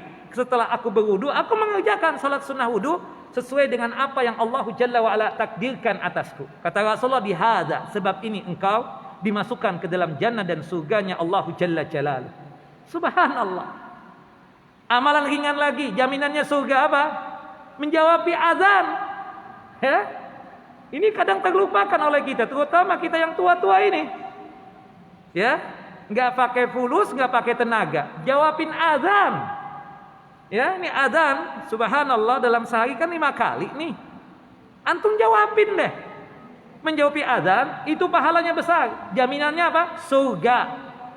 Kalau kita tulus ikhlas menjawabi azan tersebut, sebagaimana yang disebutkan di dalam hadis Umar bin Khattab radhiyallahu an. Amalan ringan lagi yang mengantarkan kita ke dalam jannah dan surganya Allahu Jalla Jalaluhu. Ya, mengerjakan apa? Salat sunnah qobliyah dan ba'diyah. Di antaranya salat sunnah rawatib yang 12 tersebut. Qobliyah subuh 2 rakaat, qobliyah zuhur 4 rakaat, ba'diyah zuhur 2 rakaat, ba'diyah maghrib 2 rakaat, ba'diyah isya 2 rakaat. Jaminannya surga. Banallahu lahu baitan fil jannah. Allah akan membangunkan rumah di surga kelak untuknya. Sebagaimana disebutkan di dalam hadis Ibunda Ummu Habibah radhiyallahu anha, hadis yang dikeluarkan oleh Imam Muslim dan juga oleh Al-Imam At-Tirmidzi. Ringan buat kita. Ringan lagi tambahan. Qobliyah zuhur 4 rakaat, ba'diyah zuhur 4 rakaat. Allah haramkan neraka buat kita. Man shalla arba'an qabla zuhur wa arba'an ba'daha haramallahu alaihi nar. Barang siapa yang sanggup mengerjakan qobliyah zuhur 4 rakaat dan ba'diyah zuhur 4 rakaat, Allah haramkan buatnya siksa api neraka. Nah, banyak sekali amalan ringan yang mengantarkan kita ke dalam jannah dan surganya Allah Jalla wa ala. Termasuk zikir setelah salat wajib. Ya, membaca ayat kursi 1 kali dalam hadis Abu Umamah Al-Bahili radhiyallahu an, itu jaminan surga. Ya, jaminannya apa? Surga. Man qara'a ayatal kursi fi kulli duburi ya salatin maktubatin lam yamna'hu min dukhulil jannah illa ayyamuta. Barang siapa yang selalu merutinkan membaca ayat kursi 1 kali setelah setelah salat wajib atau setelah salat fardu, 1 kali dia baca, tidak ada yang menghalangi dia masuk surga kecuali kematian. Artinya karena itu orang sering merutinkan membaca ayat kursi 1 kali setelah salat wajib, setelah salat fardu, maka ketika dia meninggal dunia, jaminan surga untuk dia, langsung masuk ke dalam jannah dan surganya Allahu Jalla Jalal. Nah banyak lagi, nanti insyaallah ada kesempatan untuk membahas ini. Amalan ringan yang mengantarkan kita ke dalam jannah dan surganya Allahu Jalla wa ala. Nah, di masa tua ini tolonglah ya, kena faktor usia, faktor fisik juga, ya cari amalan-amalan ringan yang dimana amalan ringan tersebut mengantarkan kita ke dalam jannah dan surganya Allahu Jalla wa ala, atau amalan ringan yang pahalanya tersebut besar. Itu yang keenam. Yang ketujuh, amalan di masa tua adalah rutin membaca zikir pagi dan petang. Zikir pagi itu kapan Ustaz waktunya? Kata para ulama, di antaranya Al-Imam Ibnu Qayyim rahimahullah rahmatan wasi'ah, untuk waktu zikir pagi itu setelah salat subuh. Tepatnya setelah kita membaca zikir salat subuh, lanjut dengan zikir pagi. Berakhirnya zikir pagi tersebut waktunya ketika terbit matahari. Ini waktu yang afdal. Ini waktu apa? Yang afdal. Ustadz nggak ada kesempatan Ustadz. Anak kadang habis salat subuh langsung jalan ke kantor bekerja Ustadz. Boleh nggak anak baca zikir pagi itu di waktu duha? Boleh, tidak mengapa yang demikian. Sesempatnya antum. Sesempatnya antum seperti itu. Nah, sedangkan zikir petang kapan waktunya? zikir petang itu mulai waktunya setelah sholat asar. Tepatnya setelah zikir sholat asar. Setelah kita membaca zikir sholat asar, kita lanjutkan dengan zikir petang sampai tenggelam matahari. Itu waktu yang afdol, waktu yang utama. Kalau nggak sanggup karena mungkin kesibukan kita, boleh kita baca zikir petang tersebut habis maghrib, boleh juga kita baca habis isya, ya, sesuai dengan kemampuan kita. Wallahu a'lam. Yang jelas, zikir pagi dan petang ini amalan ya di masa tua kita. Tidak hanya sekedar kita yang tua, yang muda pun tolong juga ya, jangan tinggalkan zikir pagi dan petang ini. Wabil khususnya yang tua-tua. Kenapa Bapak? Karena zikir pagi dan petang ini manfaatnya sangat luar biasa. Yang pertama, zikir pagi dan petang ini fadilahnya tidak lain terhindar dari godaan syaitan. Syaitan susah untuk menggoda orang yang suka berzikir pagi dan petang. Yang kedua, kita katakan kalau kita ingin meninggal dalam kondisi husnul khotimah, meninggal dalam kondisi yang baik, meninggal dalam kondisi seluruh dosa-dosa terampuni, ya, meninggal dunia dalam kondisi amal soleh diterima oleh Allah Jalla Jalaluh, tolong rutinkan zikir pagi dan petang ini. Termasuk juga kalau kita ingin mendapatkan dukungan dan syafaat dari Nabi SAW di padang mahsyar kelak atau di akhirat kelak, baca zikir pagi dan petang ini. Ya, ini fadilah yang luar biasa. Ujungnya nanti zikir pagi dan petang ini tidak lain mengantarkan kita ke dalam jannah dan surganya Allahu Jalla wa Ala. Nah, ya, zikir pagi dan petang tolong jangan sampai ketinggalan di setiap hari kita, baik yang muda wabil khususnya yang tua ini. Nah, yang kedelapan, amalan di masa tua. Tetap aktif dalam menuntut ilmu agama atau ilmu din, talabatul ilm. Ya, semakin tua itu semakin sering ke masjid untuk menghadiri kajian-kajian. Kalau nggak bisa datang ke masjid karena sakit, kita bisa dengar kajian lewat televisi atau radio, bukan begitu? Nah, tapi tetap aktif untuk menuntut ilmu din, ilmu agama. Ya, masa tua ini tidak lain kita terus mencari ilmu-ilmu yang masih kita belum paham, belum mengerti. Dari masalah sholat, dari masalah menunaikan zakat, dari masalah puasa, dari masalah berkaitan dengan ibadah haji, ibadah umrah, atau ilmu-ilmu yang lainnya. Terutama berkaitan dengan masalah tauhid, masalah akidah, tolong pelajari sebaik mungkin. Karena memang kalau orang sudah tua, nggak paham apa-apa, nggak ngerti apa-apa, nggak paham yang halal mana, yang haram mana, nggak paham yang mana perintah, yang mana larangan, ini berbahaya buat nanti di akhirat kelak. Kata Nabi SAW di dalam hadis yang sahih, hadis yang dikeluarkan oleh Imam Bukhari dalam kitab sahih beliau pada nomor hadis 641, qala Rasulullah sallallahu alaihi wasallam, Rasulullah sallallahu alaihi wasallam bersabda, a'dzarallahu ila mri'in akhara ajalahu hatta balagha sittina sanatan. Allahu Jalla Jalaluh tidak akan menerima argumen atau alasan bagi orang yang ditunda oleh Allahu Jalla Jalaluh ajalnya sampai 60 tahun. Maksudnya apa dari hadis ini? Kata para ulama, bila seseorang dipanjangkan usianya hingga umur 60 tahun, sesungguhnya Allah Subhanahu wa taala telah menegakkan hujjah atas dirinya dan menolak adanya alasan-alasan. Jangan sampai nanti ketika ketemu dengan Allah Jalla wa Ala, kenapa enggak mengerjakan kewajiban ini? Kenapa melanggar yang haram ini? Enggak tahu, saya enggak tahu, enggak ada alasan. Karena dia 60 tahun dikasihkan umur, bahkan lebih daripada itu, nggak ngerti apa-apa. Kan banyak orang yang sudah tua itu, nggak paham hukum, nggak paham ya berkaitan dengan perintah, nggak paham tentang larangan, nggak tahu tentang halal dan haram. Banyak itu, ngakunya muslim, tapi nggak ngerti apa-apa. Nah, ini berbahaya buat mereka tersebut nanti di padang mahsyar kelak. Maka oleh sebab itu, sebelum ada keterlambatan, ajal lebih duluan menjemput. Tolonglah aktif menuntut ilmu din, aktif untuk talabul ilmi, kita katakan seperti itu. Aktif aktif untuk ikut kajian. Nah, kenapa dipanjangkan usianya selama itu? Ia dapat mengetahui ayat-ayat Allah. Ya, apalagi bila seorang hidup di negeri Islam. Kita Indonesia ini negeri Islam. Karena mayoritas muslimin, masjid di mana-mana. Tetanggaan bahkan rumahnya dengan masjid, dia paham ada kajian di masjid tersebut, tapi nggak pernah mau ya ikut kajian. Oh, ini lebih seram lagi. Kita katakan, hati-hati yang demikian. Allahu Akbar, sangat hati-hati. Tidak diragukan lagi, masa yang panjang ini menyebabkan seseorang itu tidak punya alasan lagi untuk membela diri bila berjumpa dan bertemu dengan Allahu Jalla wa'ala.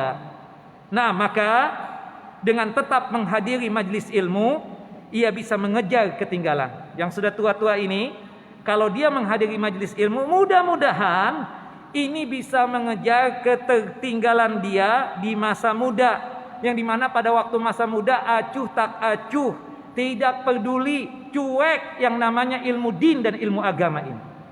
Nah, sudah tua, sadarlah, sadar. Datang ke kajian, datang ke majelis ilmu, seperti itu.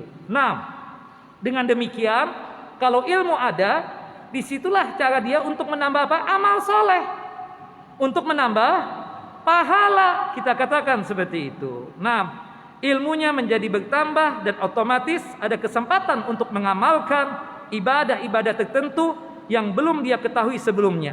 Dan jika ajal datang kepadanya, ia dalam keadaan yang lebih baik, ya, berada di majelis ilmu, mengulang-ulang ilmu atau mengamalkan ilmu tersebut. Itu yang ke-8. Kemudian yang ke-9, amalan di masa tua, rutin membaca Al-Quran. Ya, ini pedoman hidup kita nih, Al-Quran. Tolong dibaca setiap hari.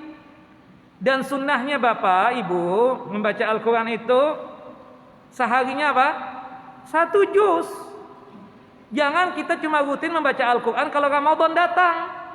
Memang salah satu amalan di bulan Ramadan yang paling bagus, yang paling istimewa, membaca Al-Quran hingga menghatamkannya. Tapi kita katakan sebenarnya hukum sunnah untuk menghatamkan Al-Quran tersebut setiap bulan. Berdasarkan hadis dari sahabat yang mulia Abdullah bin Amr bin As radhiyallahu anhuma, ketika bertanya kepada Nabi sallallahu alaihi wasallam tentang kapan menghatamkan Al-Quran tersebut, kata Rasulullah, Iqra'ul Quran fi kulli syahrin marrah. Hatamkanlah Al-Quran setiap 1 bulan 1 kali, ya, setiap 1 bulan itu 1 kali. Berarti sehari berapa? 1 juz.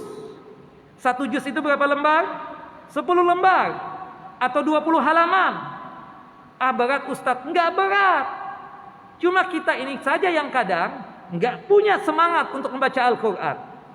Cobalah antum wajibkan diri antum, setelah salat wajib atau mungkin sebelum salat wajib, ambil waktu 5 menit atau 10 menit untuk membaca Al-Quranul Karim. Setelah salat subuh misalnya, ya, setelah zikir salat subuh, setelah zikir pagi, ya, kita membaca Al-Quran. Ambil 10 menit, baca 2 lembar atau 4 halaman. Nanti sebelum zuhur, ya, ambil 10 menit lagi, 2 lembar atau 4 halaman. Nanti sebelum asar atau setelah salat asar, ambil lagi 10 menit, baca 2 lembar atau 4 halaman. Nanti sebelum maghrib atau setelah maghrib, ambil 10 menit lagi, baca Al-Quran 2 lembar atau 4 halaman. Begitupun juga nanti setelah salat isya misalnya, atau sebelum salat isya, ambil lagi 10 menit, 2 lembar atau 4 halaman, 1 juz. Jujur nih Bapak Ibu, antum punya handphone bukan? Jujur pada diri antum, antum lebih sering pegang handphone apa mushaf Al-Quran? Semua kita menjawab handphone. Bangun pagi, subhanallah, belum baca doa, ya, alhamdulillah alladzi ahyana ba'dama amatan wa nusuk. Subhanallah, belum baca doa itu sudah pegang handphone. Bukan begitu? Malah buka-buka WhatsApp-nya itu. Ya, isu apa nih hari ini? Ada berita apa nih hari ini? Subhanallah. Di mana-mana bawa handphone, hatta ke kajian, bukan begitu?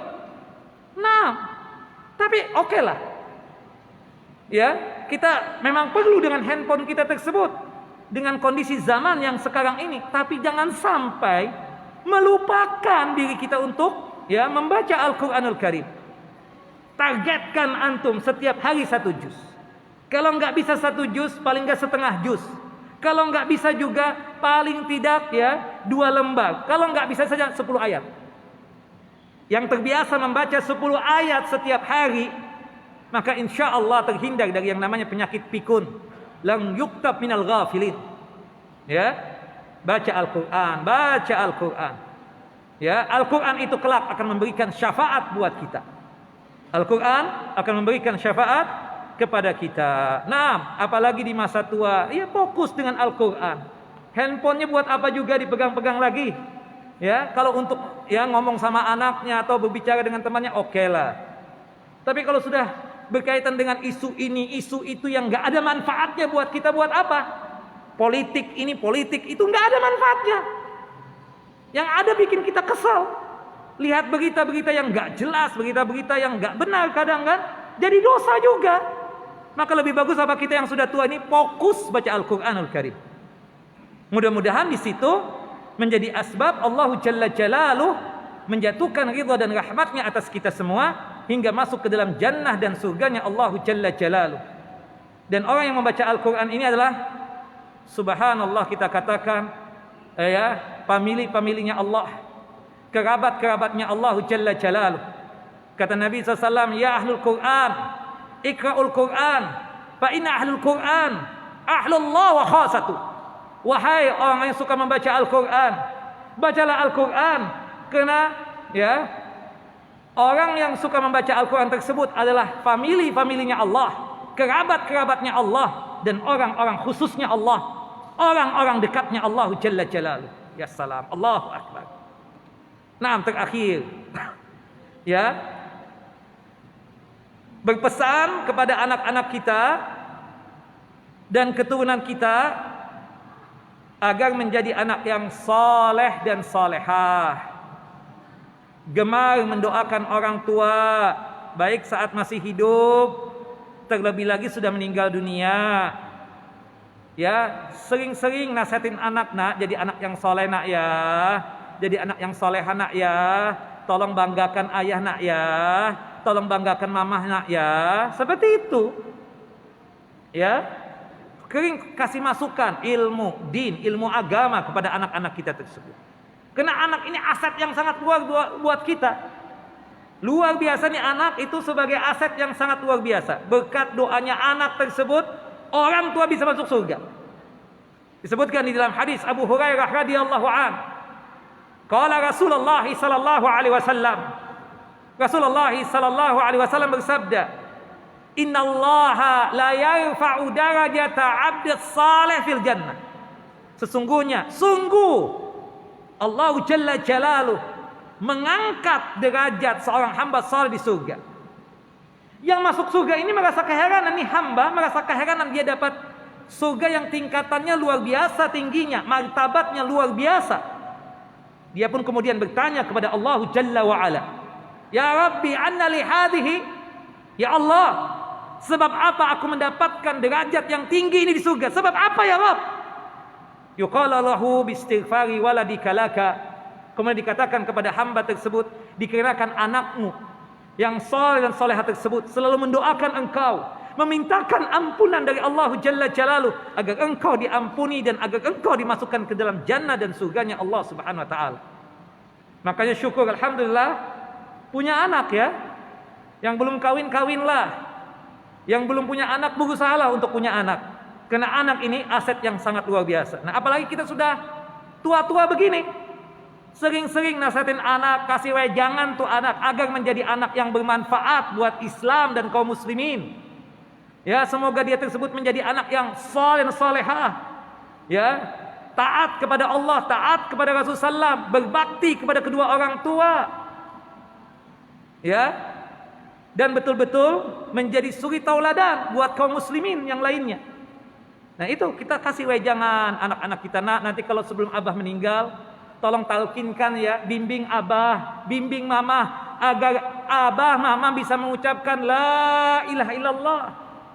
Jadi ketika anak kita melihat kita mau lepas ruh, sudah ngerti, ini mau nazak nih abah. Bah, tolong baca kalimat tauhid la ilaha illallah.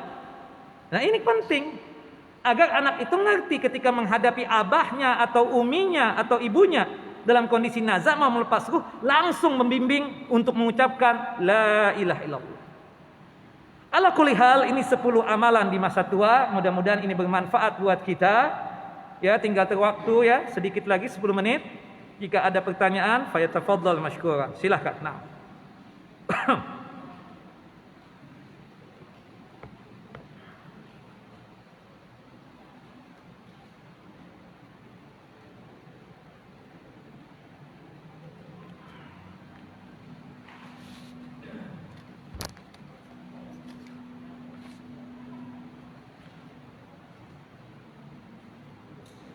Ustadz, bagaimana caranya agar kita ini ya bisa mengenal sunnah secara baik setelah berumur 40 tahun dan baru melakukan amal kebaikan ya setelah berumur 40 tahun. Alhamdulillah kita sudah sadar, tadi sudah mengerti ada 10 amalan kan.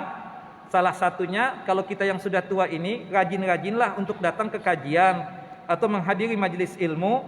Mudah-mudahan itu ya akan menambah ilmu kita hingga kita tersebut bisa menutupi kekurangan kita di masa sebelumnya ketika muda yang kita cuek, acu tak acu terhadap ilmu din dan ilmu agama.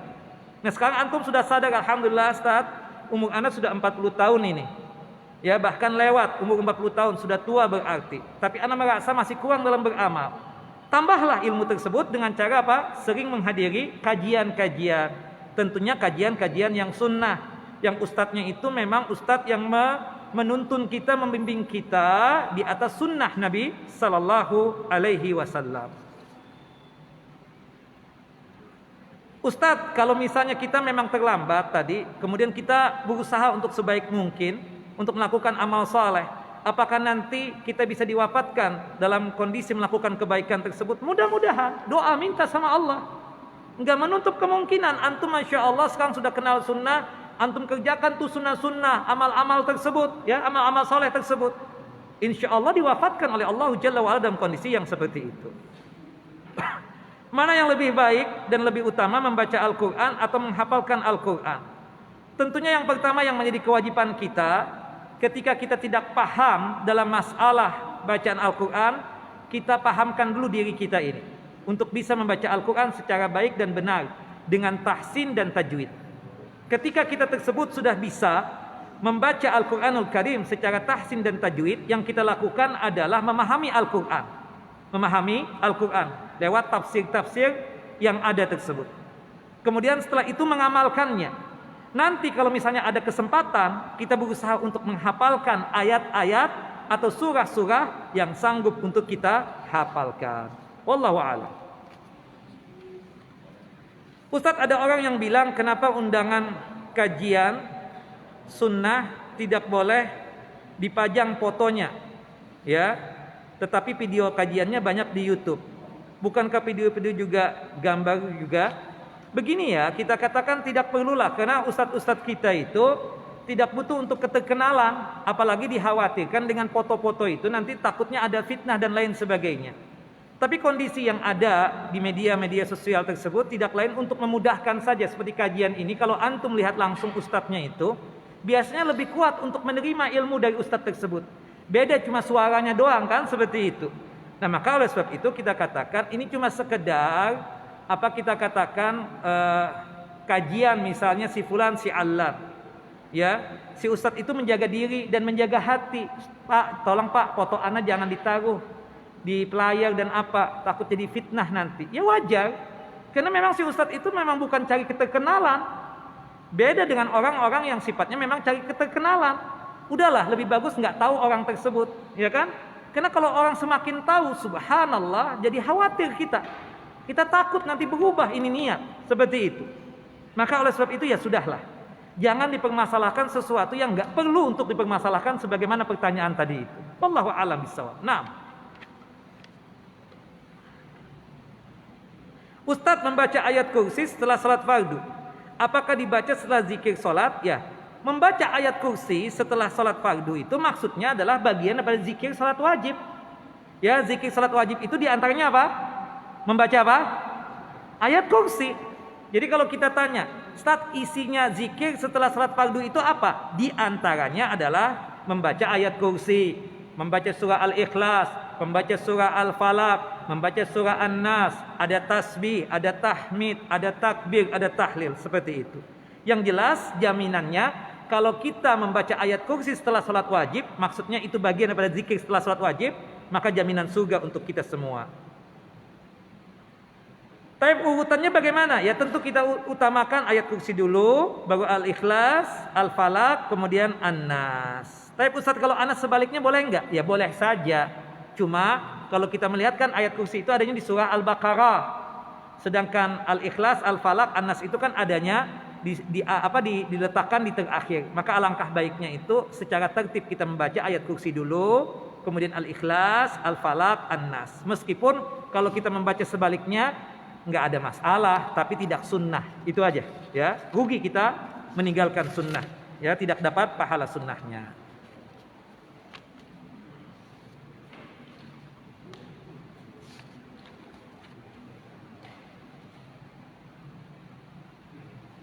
Ustadz, jika kita merutinkan bacaan surah Al-Kahfi 10 ayat yang pertama di apa ini? Rakaat 1, jika kita merutinkan bacaan surah Al-Kahfi di salat yang 4 rakaat. Di salat yang 4 rakaat. Rakaat yang pertama dicampur dengan surah Al-Baqarah 10 ayat yang pertama pada rakaat yang kedua. Kemudian salat wajib subuh dan azan bolehkah? Ini mungkin pertanyaannya berkaitan dengan pembacaan surah Al-Kahfi di dalam salat, ya. Ini nggak ngerti saya maksudnya apa ini. Jika kita merutinkan bacaan surah Al-Kahfi 10 ayat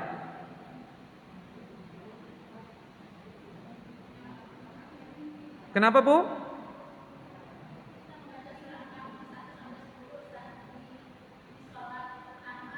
Di rakaat yang pertama, kemudian rakaat yang kedua 1 sampai 10 surah Al-Baqarah. Oke, itu maksudnya ya. Begini, sesuatu yang berkaitan dengan bacaan yang memang ada tuntunannya dan ajarannya dari Nabi SAW, lakukan. Seperti misalnya Rasulullah itu terbiasa kalau berkaitan dengan qobliyah subuh itu membaca rakaat pertama surah Al-Fatihah dengan surah Al-Kafirun. Rakaat yang kedua membaca surah Al-Fatihah dengan surah Al-Ikhlas. Ini kan sunnahnya. Membaca surah yang lain boleh enggak? Boleh saja. Tapi kalau kita rutinkan tadi surah Al-Kafirun dan surah Al-Ikhlas di qobliyah subuh tadi, oh itu memang tuntunannya. Itu memang ajarannya dari Nabi SAW. Seperti misalnya ba'diyah maghrib juga begitu. Rasulullah itu merutinkan pembacaan, ya, surah Al-Kafirun dan surah Al-Ikhlas setelah Al-Fatihah tentunya di 2 rakaat ba'diyah maghrib. Termasuk juga setelah tawaf, ya, setelah tawaf itu Rasulullah merutinkan pembacaan, ya, surah Al-Kafirun dan surah Al-Ikhlas tadi, ya, salat sunnah tawaf itu. Naam. Taib, kalau ada tuntunannya seperti itu nggak ada masalah. Tapi kalau yang ini surah Al-Kahfi di rakaat yang pertama 10 ayat, kemudian membaca 10 ayat yang pertama surah Al-Baqarah, ini kan tidak ada tuntunnya. Kalau dibaca sekali-sekali nggak ada masalah. Tapi kalau dirutinkan setiap kali salat qobliyah, setiap kali salat ba'diyah membaca ini, jadi masalah nanti. Seakan-akan Rasulullah melakukan yang seperti itu. Tidak. Tapi untuk sekali-sekali monggo silahkan. Tapi usahakan Bapak, Ibu, kalau qobliyah dan ba'diyah itu ambil surah-surah yang pendek. Jangan surah-surah yang panjang. Kalau ingin surah-surah yang panjang dibaca itu di malam hari, tahajud, qiyamul lail, seperti itu.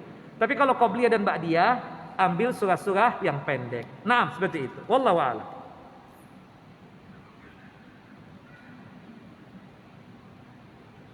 Ini apa pertanyaan keduanya ini?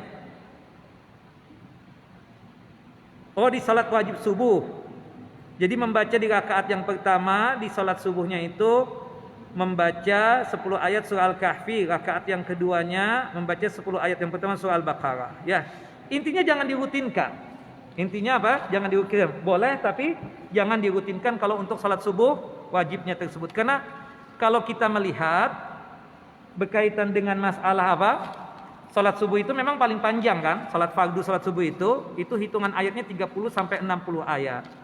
Ya, intinya kalau bacaan-bacaan ayat-ayat tertentu itu yang memang tidak ada tuntunannya untuk merutinkan, jangan dirutinkan. Tapi untuk kita baca sekali-sekali monggo, silahkan. Wallahu a'lam.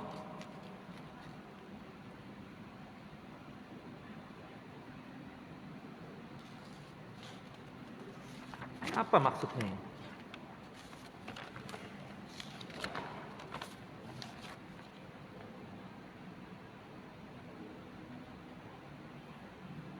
Ustadz, bagaimana status kita sebagai anak untuk memberikan nasihat kepada orang tua kita? Ya, tentunya kita memberikan nasihat itu sebatas kemampuan kita dengan kosakata yang baik, dengan tutur kata yang bagus, dirangkai dengan mimik wajah yang bagus. Syukur-syukur kita bisa memberikan hadiah kepada kedua orang tua kita. Kemudian tentunya harus banyak sabar ketika menghadapi orang tua yang masih jauh dari ketaatan kepada Allah Jalla Jalaluh. Dan jangan lupakan doa, doakan mereka agar mereka berdua mendapatkan petunjuk dan hidayah Allah Jalla wa'ala, hingga mereka tersebut bisa melaksanakan ketaatan kepada Allah Jalla Jalaluh. Naam, jangan sampai memberikan nasihat kepada orang tua itu sambil marah atau sambil ngamuk-ngamuk ya, jangan ya, haram, tidak boleh seperti itu. Tolong cari kosakata yang bagus, tutur kata yang bagus, berakhlak mulia di hadapan kedua orang tua. Apa perbedaan infak dan sedekah? Secara umum sama, cuma kadang para ulama mengatakan ada infak wajib dan ada infak yang sifatnya masnun. Ya, infak wajib itu, infak sunnah ya, yang kedua itu, infak wajib itu maksudnya kita sebagai suami memberikan nafkah kepada istri kita, atau kita sebagai ayah memberikan nafkah kepada istri kita, ya apa? Kepada anak-anak kita. Kita sebagai ayah memberikan nafkah kepada anak-anak kita. Kita sebagai suami memberikan nafkah kepada istri kita. Atau kita sebagai anak memberikan nafkah kepada kedua orang tua kita, ya, yang sudah tidak punya penghasilan atau ma'isyah, seperti itu. Itu infak wajib. Ya. Kemudian yang sifatnya sunnah ya seperti ini, kita misalnya ada sumbangan untuk pembangunan masjid, untuk pembangunan sekolah, ya, itu sifatnya apa? Sunnah. Sedekah juga begitu. Secara umum sedekah itu sunnah. Tapi ada ulama kadang mengistilahkan sedekah wajibah, ada sedekah masnunah. Sedekah wajibah itu maksudnya zakat. Maksudnya apa? Zakat. Sedangkan sedekah masnunah maksudnya seperti infak tadi yang sunnah, pembangunan masjid, memberikan bantuan kepada golongan fakir dan miskin. Ya, itu atau apa berkaitan dengan bantuan yang sifatnya setiap hari kita berikan, ya, itu namanya apa? Sedekah yang sifatnya sunnah. Hampir mirip sebenarnya, cuma kadang definisinya ada yang lebih panjang sebagaimana yang saya jelaskan tadi itu. Apa yang dimaksud dengan tawanan Allah di dunia? Artinya itu orang terikat betul dengan Allah Jalla wa'ala, khususnya dengan kematian. Seharusnya dia sadar sebentar lagi dia mau meninggal dunia. Berhubung dia sudah ditawan ini, artinya apa? Sebentar lagi mau diwafatkan oleh Allah Jalla Jalaluh. Terakhir,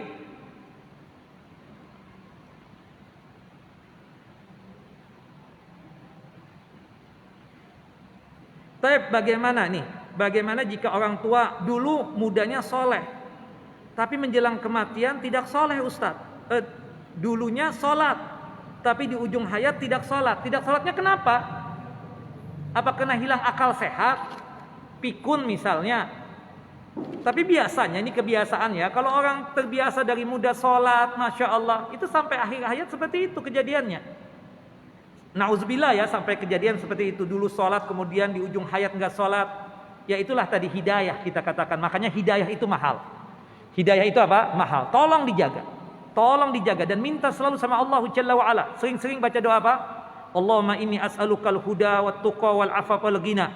Termasuk juga doa yang diajarkan oleh Nabi kepada ibunda Ummu Salamah. Ya muqallibal qulub, tsabbit qalbi ala dinik.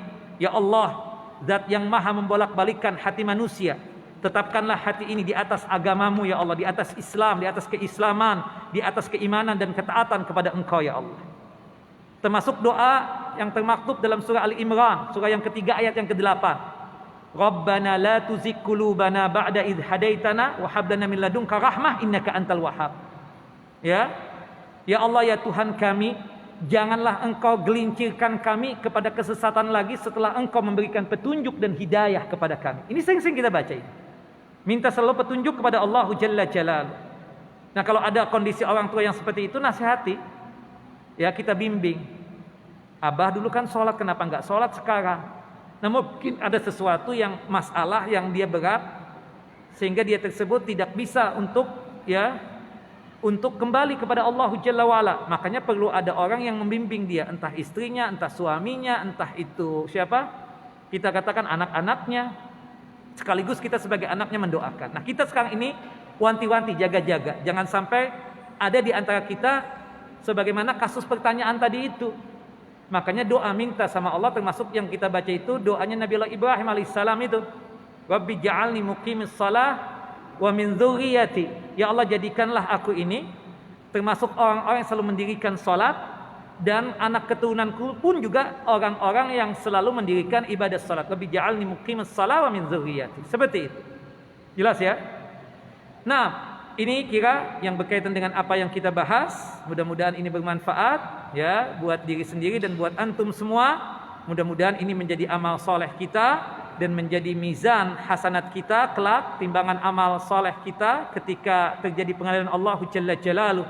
Mudah-mudahan dengan kajian seperti ini Allah Jalla Jalaluhu menjatuhkan ridha dan rahmatnya atas kita semua, sehingga kita semua dimasukkan ke dalam jannah dan surganya Allah Jalla wa'ala. Walafu minkum, maaf lahir batin.